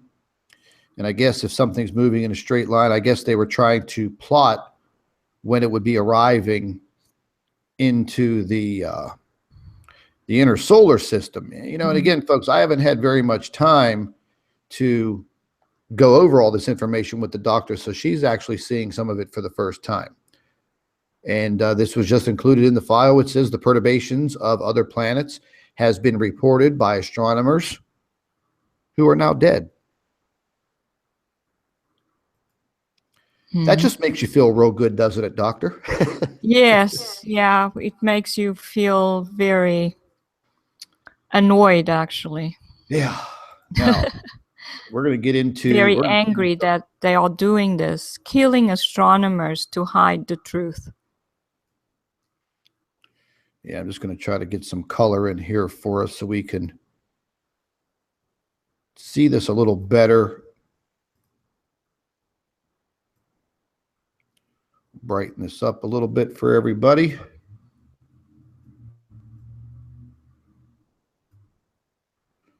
And that should do. Now, this was, once again, this was sent in to me in this file. And they started talking about this comet ISON information and the orbit of this comet coming into the inner solar system and making its way around the sun and da-da-da-da-da. But what the individual really wanted me to take a look at was the constellation Aquarius and another solar wind coming from that direction. Now, me and the doctor talked about this yesterday, and both of us have made the same observations for quite some time now. We've discussed them with you whenever we were looking at the magnetosphere and the magnetopause. We keep saying that something is behind the Earth at points in our orbit around the sun. So we have one opposing solar wind when we're in one position in our orbit around the sun. And that opposing, that wind, that solar wind, is we're going to refer to it, is coming from behind the Earth. Therefore, that would start to show some changing in the directional arrows on the solar wind model. And then, over the past couple of months, the solar wind models have been off in their timing as the solar wind makes its way from the sun to the Earth. We've had several late arrivals off by as much as 24 hours. It's been documented. Mm-hmm. Doctor, how would that happen? Well, I have been thinking about that we had this opposing solar wind a few weeks ago. That's why the solar wind seemed so much slower, and whatever was coming off the sun was taking longer than expected to reach the Earth. So I definitely thought there was an opposing solar wind. And I've also noticed the magnetopause reversals that happen now and then, which to me suggested that there was another star behind the Earth. So the Earth was between the sun and another star. That's what I thought would lead to a magnetopause reversal. At the time, I was a little puzzled by it because I knew that all these stars that I was observing near the sun seemed to just come in and go towards the sun. I didn't realize why would we repeatedly have these magnetopause reversals, which would suggest that there is one star on the outside of Earth's orbit that is just staying there. In other words, it's orbiting much like a planet on an outer planet. And now I realize what it is, because we have the two types of objects. So we have the ones that come right up to the sun, and we have this one that is part of the solar system because it's Earth's binary twin. So we do have, therefore, a second star that has come in towards perihelion and is now, therefore, close to the sun and therefore on the other side of Earth. So as Earth goes around in its yearly circuit around the sun, for a few months of the year, it will feel the impact of the solar wind that opposes the sun's solar wind. So there's a high possibility that this situation actually gradually gets worse. As we make our way around the sun, okay, we end up with this wind Mm-hmm. coming out of the constellation of Aquarius. It's behind the Earth. Yeah. Then as we make our way around the backside of the sun, we're actually being buffered by it. Mm-hmm. Because now it's hitting us head on. Yes. So this star is, if it's been coming towards perihelion for some years, we would have been feeling its effects for some years, and the effect increasing because it would have been getting closer to the sun. But we do seem to have been feeling this since I'm not sure, 2005 or something like that, perhaps even earlier. So it has been happening and increasing. For now, I'm not sure when we will start feeling decreasing effects, but I'm sure that even if it has reached perihelion already, we will still feel its effects for quite a few years in the future.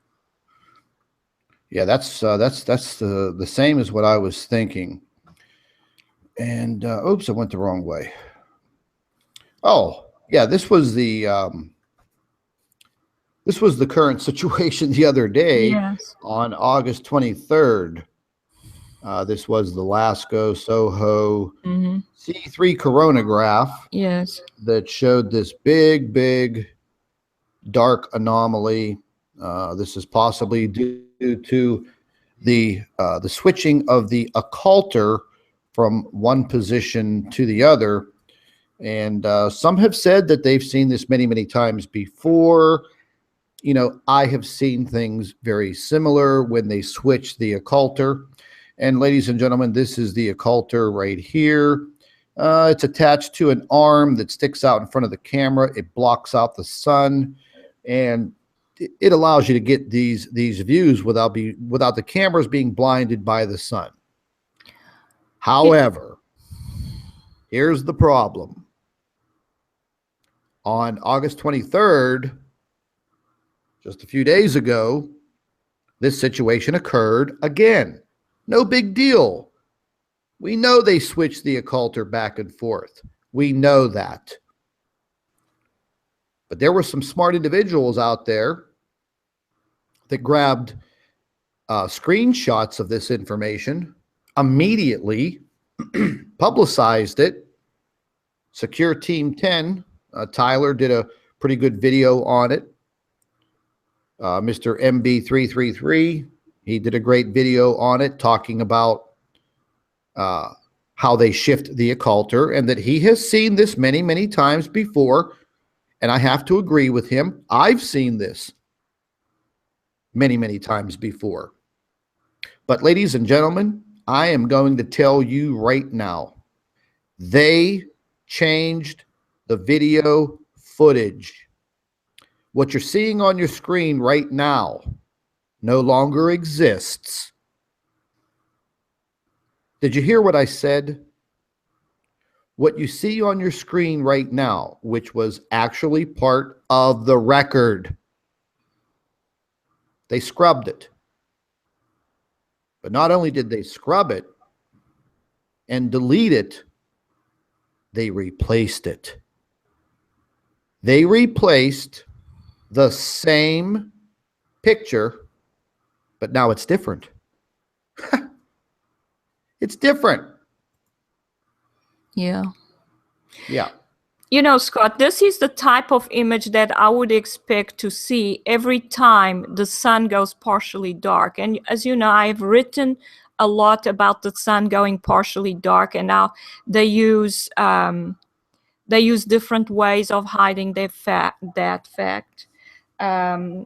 They use cutoff lines in the SDO images. They use the SDO satellite as an excuse for the sun actually going dark. They say it's an eclipse, and I have proven that it's not an eclipse. I've shown that the sun goes partially dark many times due to the effects of these objects around it. So this is what I would expect to see. But now, if this had been due to a change in the occulter, which I don't buy, why would the change of the occulter suddenly look like the sun is not emitting light towards the North Pole of the sun? So the fact that they actually changed the images shows that they are hiding something. So they are actually incriminating themselves by doing it. Big time. So but this is exactly what I would expect when the sun goes partially dark. I'm glad that there is now some evidence that it does do that, because that's the evidence that we would have. And the fact that they hide it, strengthens the argument that the sun actually is going dark. And this is what is happening. This is what we'd expect to see. Yeah, so I mean, if you folks want to go check it out, it was visible on the coronagraph C2 and coronagraph C3 on the SOHO website. You're not going to see it anymore because they've actually replaced that portion of the video with something that now looks normal. Okay, there's your timestamp at the bottom. There's your date. You could go check it out for yourself. I've already rechecked it this morning, and there is a big skip in the coronagraph where you can see the video footage was replaced with something new. Yeah. And then people say, oh, NASA don't hide anything. They don't lie. Why would they lie? Why would they be hiding things? Are you serious? I mean, are you really serious? Now, I belong to a group of researchers, headed by Prep Aussie and some of his people down there in Australia, and from different areas around the world, and people sharing this information. These are smart guys, very observant, very analytical. This picture was included in my group email the other day. This is coming directly right off of the C2 coronagraph, the red one that we just looked at. And once again, I mean, yeah. Doc, listen. The coronagraph picks up what kind of light? What is it? Visible light. It's definitely visible light, Scott. Have you ever seen anything like that? No, that is definitely an object. Now look, here's another one. Yeah, These are the only two. It's pixelized because of you know, these are, you're looking at a vast area, folks. Yeah. But you're looking at one here, and another one there, and this one here. Oh, it seems to have something going on. It does. It seems to have a cloud of gas. Something. Yeah, and it's emitting light. As you can see, it's quite bright. The orange color means it's emitting light, and the pink on either side as well. So it has a cloud that's emitting light. The object itself is almost looks bluish, which is strange. So the object itself is, all this is emitting light, otherwise we wouldn't see it. So this is a bright object. Well, let me ask you something, Doctor. Well, what color was the object that I found on May 10th and 12th? It was blue. Exactly. Blue, blue, blue, blue, blue. And that was the color of the core of the object. I can't believe, and you know, here's something that's pretty incredible too. If you take a look at where my cursor is, folks, you got this object here. Follow my cursor. Straight line. Here's another object right here. Straight line. Yes. We're once again seeing this cross formation. Yes. In footage, images from a few days ago. Let me repeat that. We're seeing these cross images in coronagraph images from a few days ago. If these objects are within the viewfinder of the SOHO camera, well, doctor, put that in perspective. That's right. Now, you see, this could possibly be Nemesis. You know, it's likely to be therefore Nemesis because of that cross pattern. Those would then be its planets. But I was just thinking, if this object, this star has a cloud of plasma around it, then I would classify it as a brown dwarf, because that's a brown dwarf star, because brown dwarf stars have to go through the red giant phase and the white dwarf phase in order to have this cloud of plasma around it. So we possibly, the sun's binary twin may have turned into a brown dwarf already.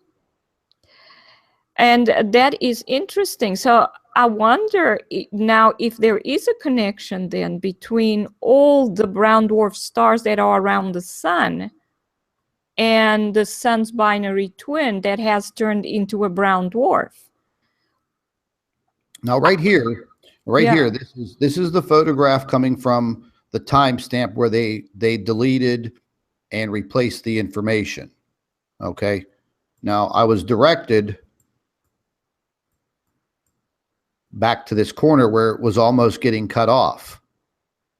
But once again, you know, here I can't zoom in anymore, but we're seeing that colored object, and I'm not used to seeing blue colored objects on the C2 coronagraph. I'm sorry, I've never seen that. And then you have this other object right here, which are clearly defined. Yes, definitely. And there is some debris that is scattered within this, but you can clearly see a straight line pattern and then this object off in the distance. Whether it's related or not, I don't know. But it's very odd to see something like that when I've never seen anything like that. You know, I've never seen anything that color on the coronagraph, and the reason being that we may be seeing some of that coloration is because it went dark. This black that was caught up in the crossing of the occulter may have done some justice in revealing what was there, and maybe that is the reason why they immediately replaced the footage with something that looks normal. Mm-hmm. You see what I'm saying? Yes, I I understand. mean, I've never seen dark colored objects, blue colored objects on the C2. I'm sorry. Never seen it. Have No, I you? haven't. No, I've never seen it, Scott. It's Yeah. very strange. Yeah. Very Yeah. strange. Very strange. Mm. And Prep Aussie has done a fantastic job in taking some of these photographs and working his magic to bring out more of what was seen. I haven't gotten into those pictures yet. I'm going to be getting into those later on this afternoon. But everybody was asking for a time date stamp. Well, here, I mean, me and a few others were the only ones that have these photographs. This information's already been replaced. So there's your timestamp, 8/23 at 15:24 UTC time on August 23rd, 2017. So there's your timestamp. You can go to the C2 coronagraph. It's not going to be there. They scrubbed the information and replaced it. Yeah. By doing that, they actually prove that we're telling the truth about their lying ways and about what they are trying to hide. Exactly. Now, I know it's kind of hard to even begin to judge the distance that these objects are being seen and viewed by the C2 camera, but they're close enough and probably big enough to be picked up and photographed like that. And again, we're looking at an angle. These seem to be a little bit lower than the camera angle, but there's an object right here that you could incorporate because it's there and it forms that cross. Mm-hmm. And there's another smaller object right there, faintly seen. And there's a few other objects out here, so it's very hard to judge what we're actually seeing. It could be nothing at all. But ladies and gentlemen, I've never, ever seen blue objects like that on the C2. I've just never seen it. Mm-hmm. Pretty incredible. The gentleman that captured all of this information, he's part of our group. And they all do exceptional work. They all spend a lot of time researching and trying to uncover this information and putting additional heads together. Well, that's what it's all about. He was very, very analytical at capturing this and seeing it, and he did a good job. Fantastic job. Very, very strange. Mm. Yeah. Oh, I want to get into this. This is Doctor, I have not shown you this email yet this morning. Oh my goodness, this refers to me, I see. Oh yes, it does. And this is coming from a gentleman who is very highly educated. He has his own degrees. I'm going to read you the email. Okay. It says Scott and Dr. Albers. This is a gentleman who has read her book. It says in chapter 1, Dr. Albers' book, she said that an email from so-and-so complaining about her research to the university where she worked started her troubles with the university. The first thing they did was, as I understand it, was to put her on indefinite leave, and that's kind of what they did.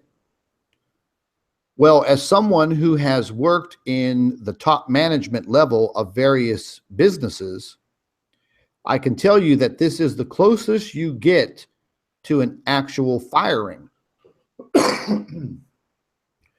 If you don't resign, the next step is to get fired.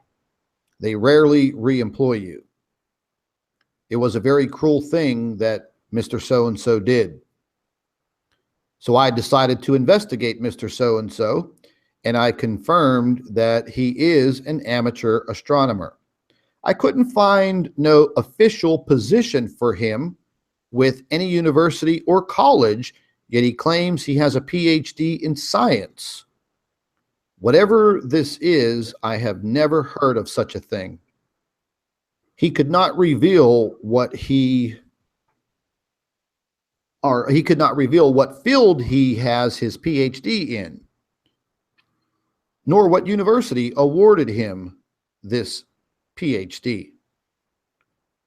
He must have awarded it to himself. He's kind of being facetious here.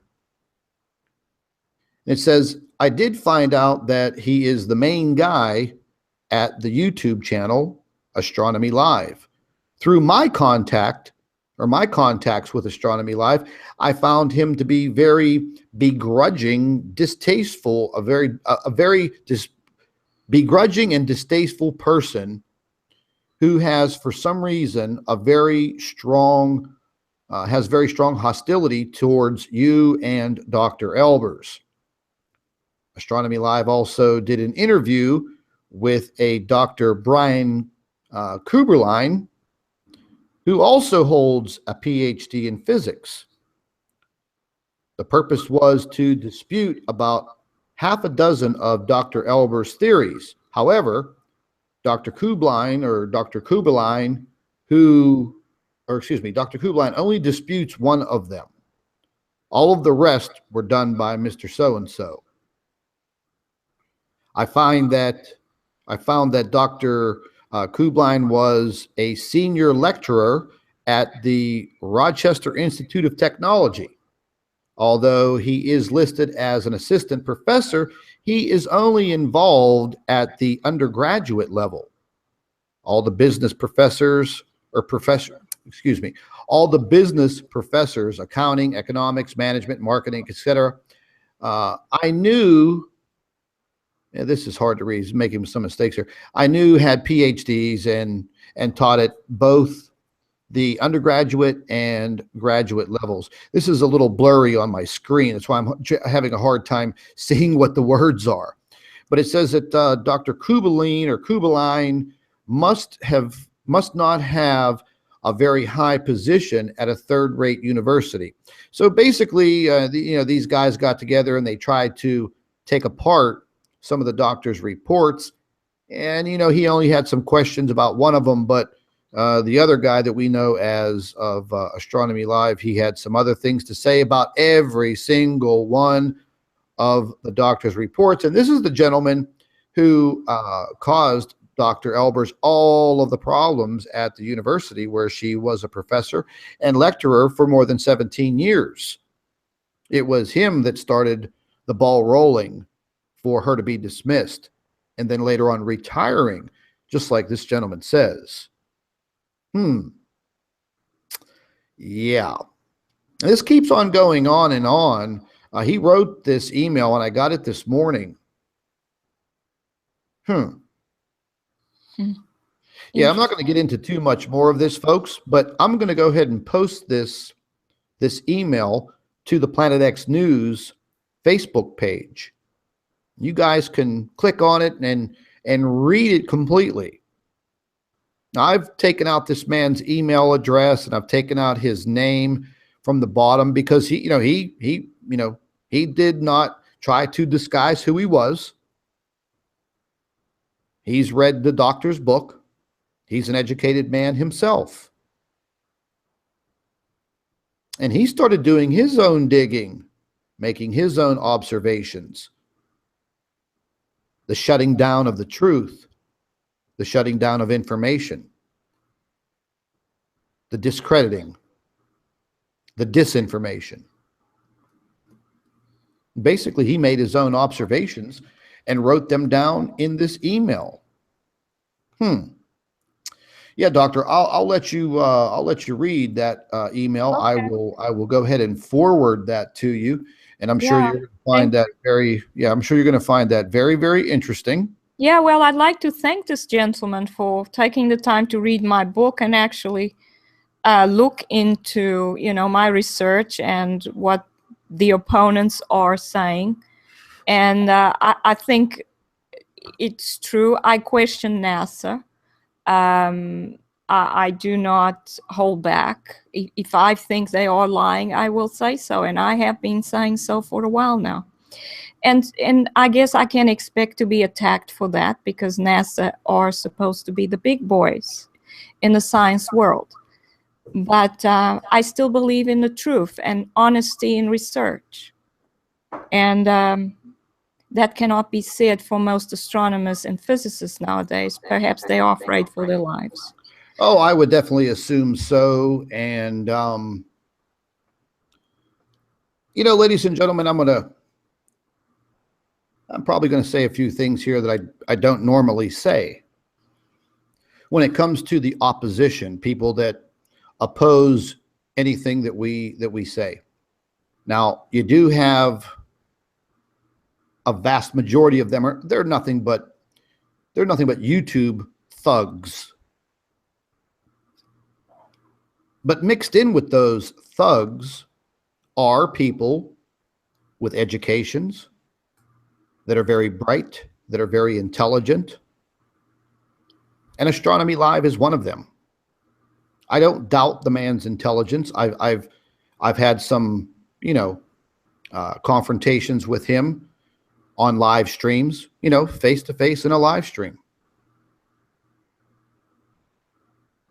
There's no doubt that the man possesses a lot of intelligence in mathematics and astronomy. But the way that he carries himself is very suspicious.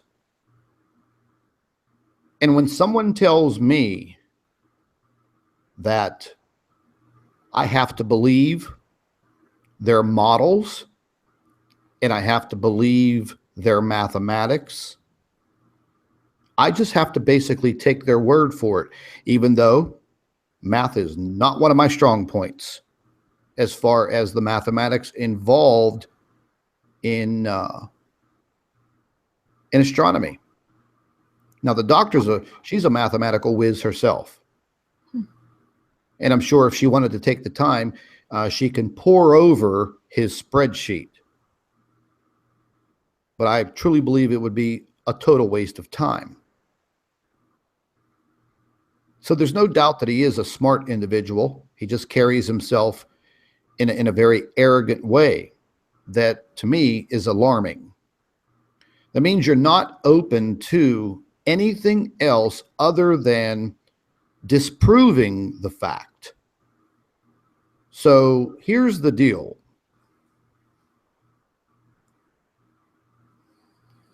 I believe that there are men out there, and not discrediting women astronomers, but going back into these days and these times, folks, these men, they were investigating something and they found it. And their lives were cut short because of it. You know, nowadays, I think it's just a little too extreme to just go out there and whack somebody because of the information that they're about to, you know, put out there for people to listen to. Maybe that's the case. Maybe it's not. Could it happen? Certainly. Will it happen? We don't know. But there is this instance now where they're trying everything under the sun technically to make sure that we don't move any further up the platform there to get a bigger audience to listen. That's okay. They have their ways. We have ours.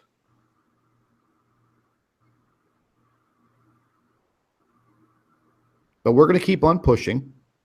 We're going to keep on digging. I want to make sure that all of you please understand. Make sure you are subscribed to this channel. Set your notifications. We're going to be live streaming from this YouTube channel. The reason being is the other day I announced in one of my live streams that we were going to be getting into some old information going back in time. I announced that several times. And then lo and behold, because of certain artificial intelligence algorithms at YouTube, they're not perfect, but somebody put a fake and fraudulent copyright strike into and onto my YouTube channel. So YouTube's policy is they immediately take away your right to live stream till the copyright strike is rectified. Well, the copyright strike came from supposedly the Weather Channel, and it was a fake email address that came from an email from a Gmail. heydog62@gmail.com. Well, I forwarded all the information to YouTube. I had contacted the Weather Channel corporate headquarters in Atlanta, Georgia, and they reassured me that nobody in their organization issued any type of copyright information against my YouTube channel because they just don't do it. Nor do they use Gmail as their organization's email carrier. And I documented all of this, forwarded all of the information over to YouTube's copyright strike office, and they are looking at it, and I received some correspondence back from YouTube this morning, kind of in the form of a form letter. But I believe on Monday morning, Pacific time, when they pour over the information that was submitted by the Weather Channel, the real Weather Channel, they will see that this was a fraudulent attempt to stop information. Now, last October, I discovered some big time information again, publicized it. And about 24 hours later, a copyright strike came in from the fake U.S. Naval Observatory. Once again, these stupid individuals were using a Gmail account. Well, I contacted a gentleman by the name of Bob at the U.S. Naval Observatory. And Bob reassured me that nobody in their organization issued a copyright strike against me, and also at the time Steve Olson from WSO. Now, Steve wasn't too lucky because they really hammered him, and his copyright strikes stuck for about 21 days.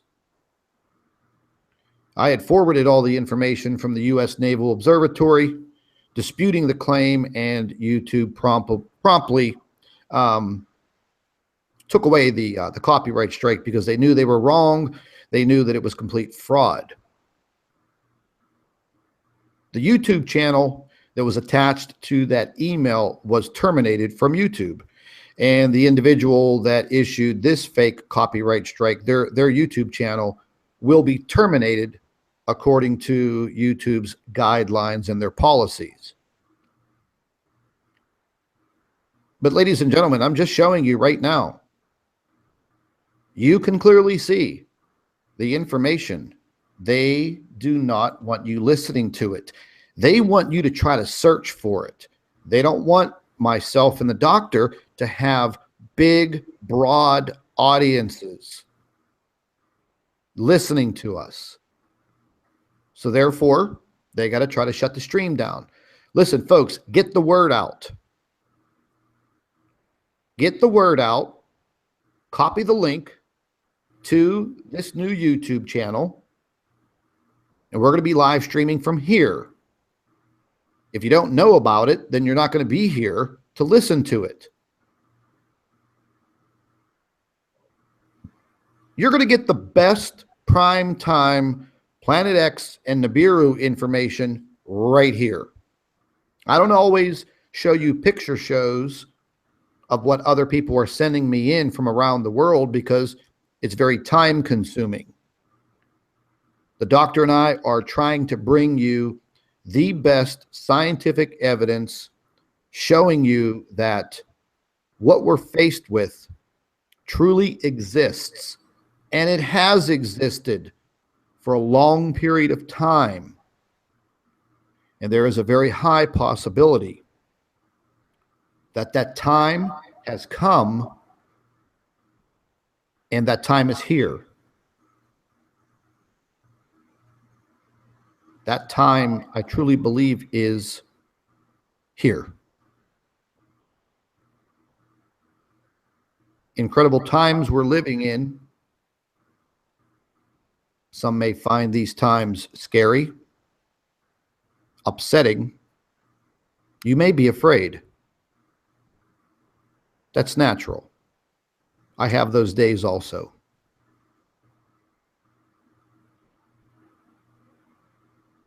And then I think to myself, what really makes me mad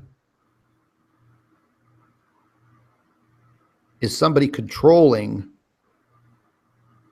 the information. Somebody telling me that I cannot watch or listen to something. That makes me mad, and that deletes my fear. That actually makes me press on. And we will. Ladies and gentlemen, get the link to this YouTube channel out to whomever you know of that follows this information and wants to learn. You yourselves make sure you're subscribed to the doctor's channel and to this new channel. Until I rectify the situation with YouTube, we're going to be broadcasting every day right from this channel.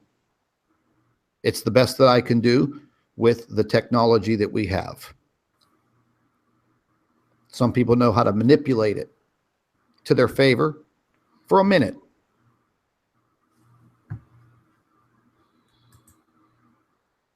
I will keep opening up one YouTube channel after the next if I have to. Doesn't take me but a few minutes. Get this channel out there, people. Do me a favor. Spend a few minutes, copy the link, put it on your Facebook page, tweet it out there. Do whatever you got to do to help me out. I would greatly appreciate it. Also, for any of you that want to start publicizing the doctor's reports on your YouTube channel, so let me go ahead and share a page with you real quick.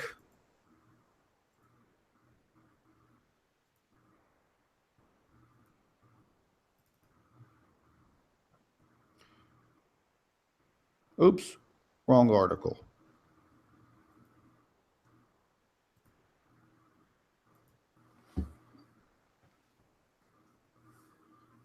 There it is.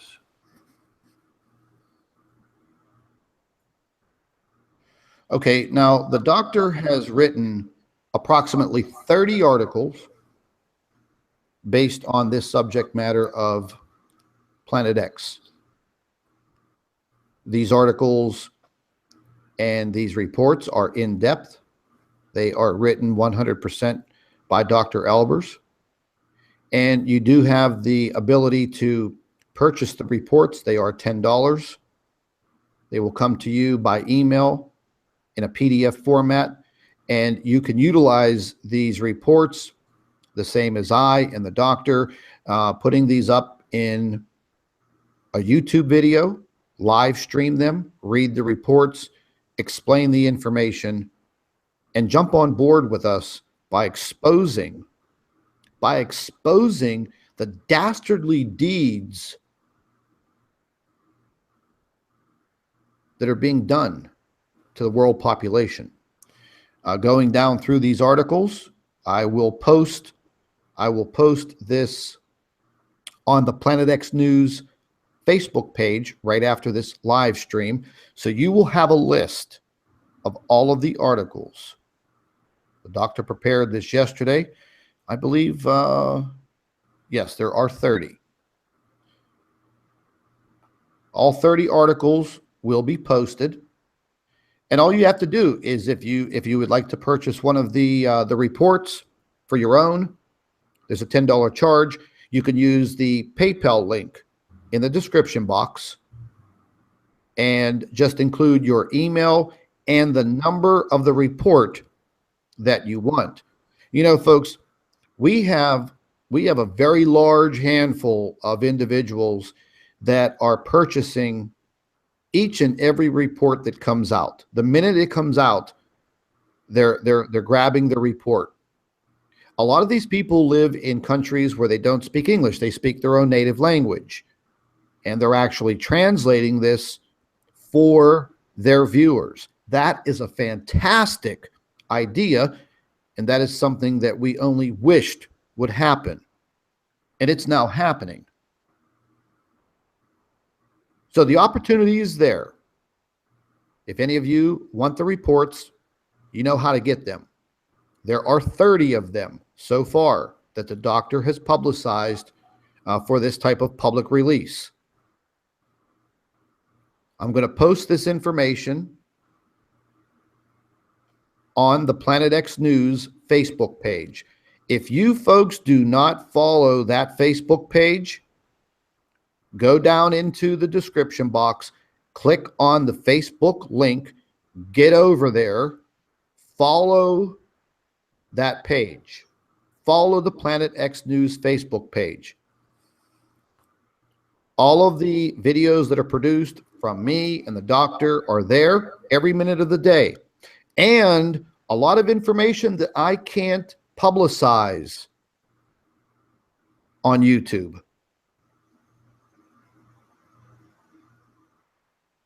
You could also message me directly on the Facebook page.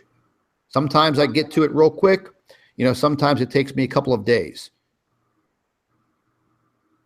But you want to help us out, you want to help yourself out, and you want to help others out, you can jump into this program. Now, some people will say, oh, I don't want to pay for the information. You don't have to pay for the information because all of the doctor's reports are done in a video format, which she produces, and they are available on her Facebook or her YouTube channel. But if you want to jump on board and you want to start utilizing the reports on your own YouTube channel, creating your own YouTube videos, hell, I hope you get to the point where you could monetize them and have YouTube pay you a few bucks for your time. Get out there, get it done. Let's do it. It's been working very, very well since we began this program. Now the doctor has 30 reports out there. Make sure that you hit the subscribe button on your way out the door from this live stream. Set those notifications up. Check them. Spread the word about the new channel here that we're going to be using for the live streaming. I think that probably later on this afternoon, we're going to have another live stream. We're going to get into more of this information. Yeah, I think that's what we're going to do. What do you say about that, Doc? What do you say we keep plugging away? Ready, Scott. I'm fired up again. I'm fired up again today. Yeah. Good. Kind of mad, I'm kind of mad the more and more that I dig into the past. Ooh. Yes. Yeah. NASA is just looking worse and worse all the time, and they're doing it to themselves by hiding more and more things and changing images. They're incriminating themselves. Yes, they are. They're pretty damn good at that. Yes. Well, Doc, any last words before we go ahead and end this live stream? Yes, well, thank you, Scott. As usual, I'd like to say that we are going through bad times, and they are likely to get worse. But remember that we have a creator, and that loves us, that wants to help us. And I think this is a good time to get to know him and get to know his ways and how good he is. This is a good time because we are going to meet him. We are not going to get help from anywhere else besides him. And he is able, he is all powerful, and he can help us. I truly believe every word you just stated. It's always very good to hear from you, Dr. Albers. Hey, listen, folks, some of you may want to know why we're using the NASA logo for both the doctor's channel, which you have right here, and the new channel. Well, you know why? Because I'm a taxpayer. And all the taxes I paid over the last 35 years have gone into sewing that patch.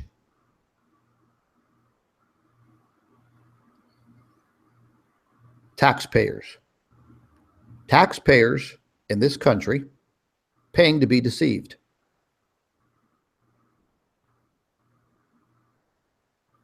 You know, maybe at one time, NASA was a good organization. But when you're hiding information and you're trying to deceive now the world population, I can't buy that. Not when we are living in such a dangerous time or a destructive time, when everybody should have absolute 100% access to the information and an explanation to what is happening. And I'm sure you're all following the situation going on right now on the Gulf Coast of Texas. God bless all of those people that they're going to be going through probably some of the hardest times in their lives. 6 inches of rain in 1 hour. A hurricane that has moved so far inland that it's puzzling meteorologists. You know, folks, I studied weather for a long time. I said months ago, weeks ago, and days ago to keep your eyes on the Gulf of Mexico, because you're going to see multiple storms, hurricanes rolling in, and the Gulf Coast region is going to be under direct threat.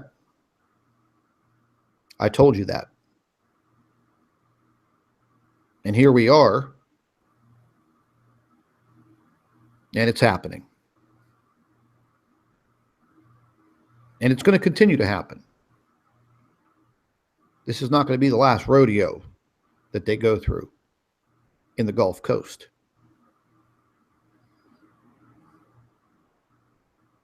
And I'm sure over the next couple of days, things are going to get worse down there.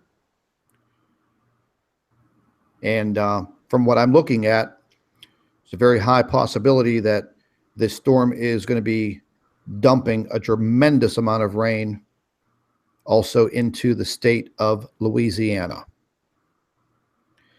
which is going to be catastrophic.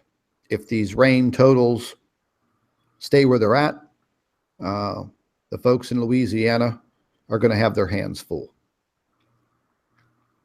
This is just the beginning. Just the beginning. So make sure you stay tuned, folks. We're going to try to put a live stream together for later on this afternoon, and we're going to continue to pour over the information that has been coming in related to past investigations and research into Planet X and also the Nibiru system. We're going to continue with our research and our investigations. You can count on that. I'd like to thank each and every one of you for joining us early Sunday morning. I'd like to also personally thank my moderators helping out with this live stream. I'm very, very thankful for your help. Doctor, I'm going to go ahead and end this live stream. I'd like to thank you for being with me this morning. It's been a pleasure and an honor. Thank you, And Scott. ladies and gentlemen, make sure you stay tuned. Make sure you stay tuned. Take care.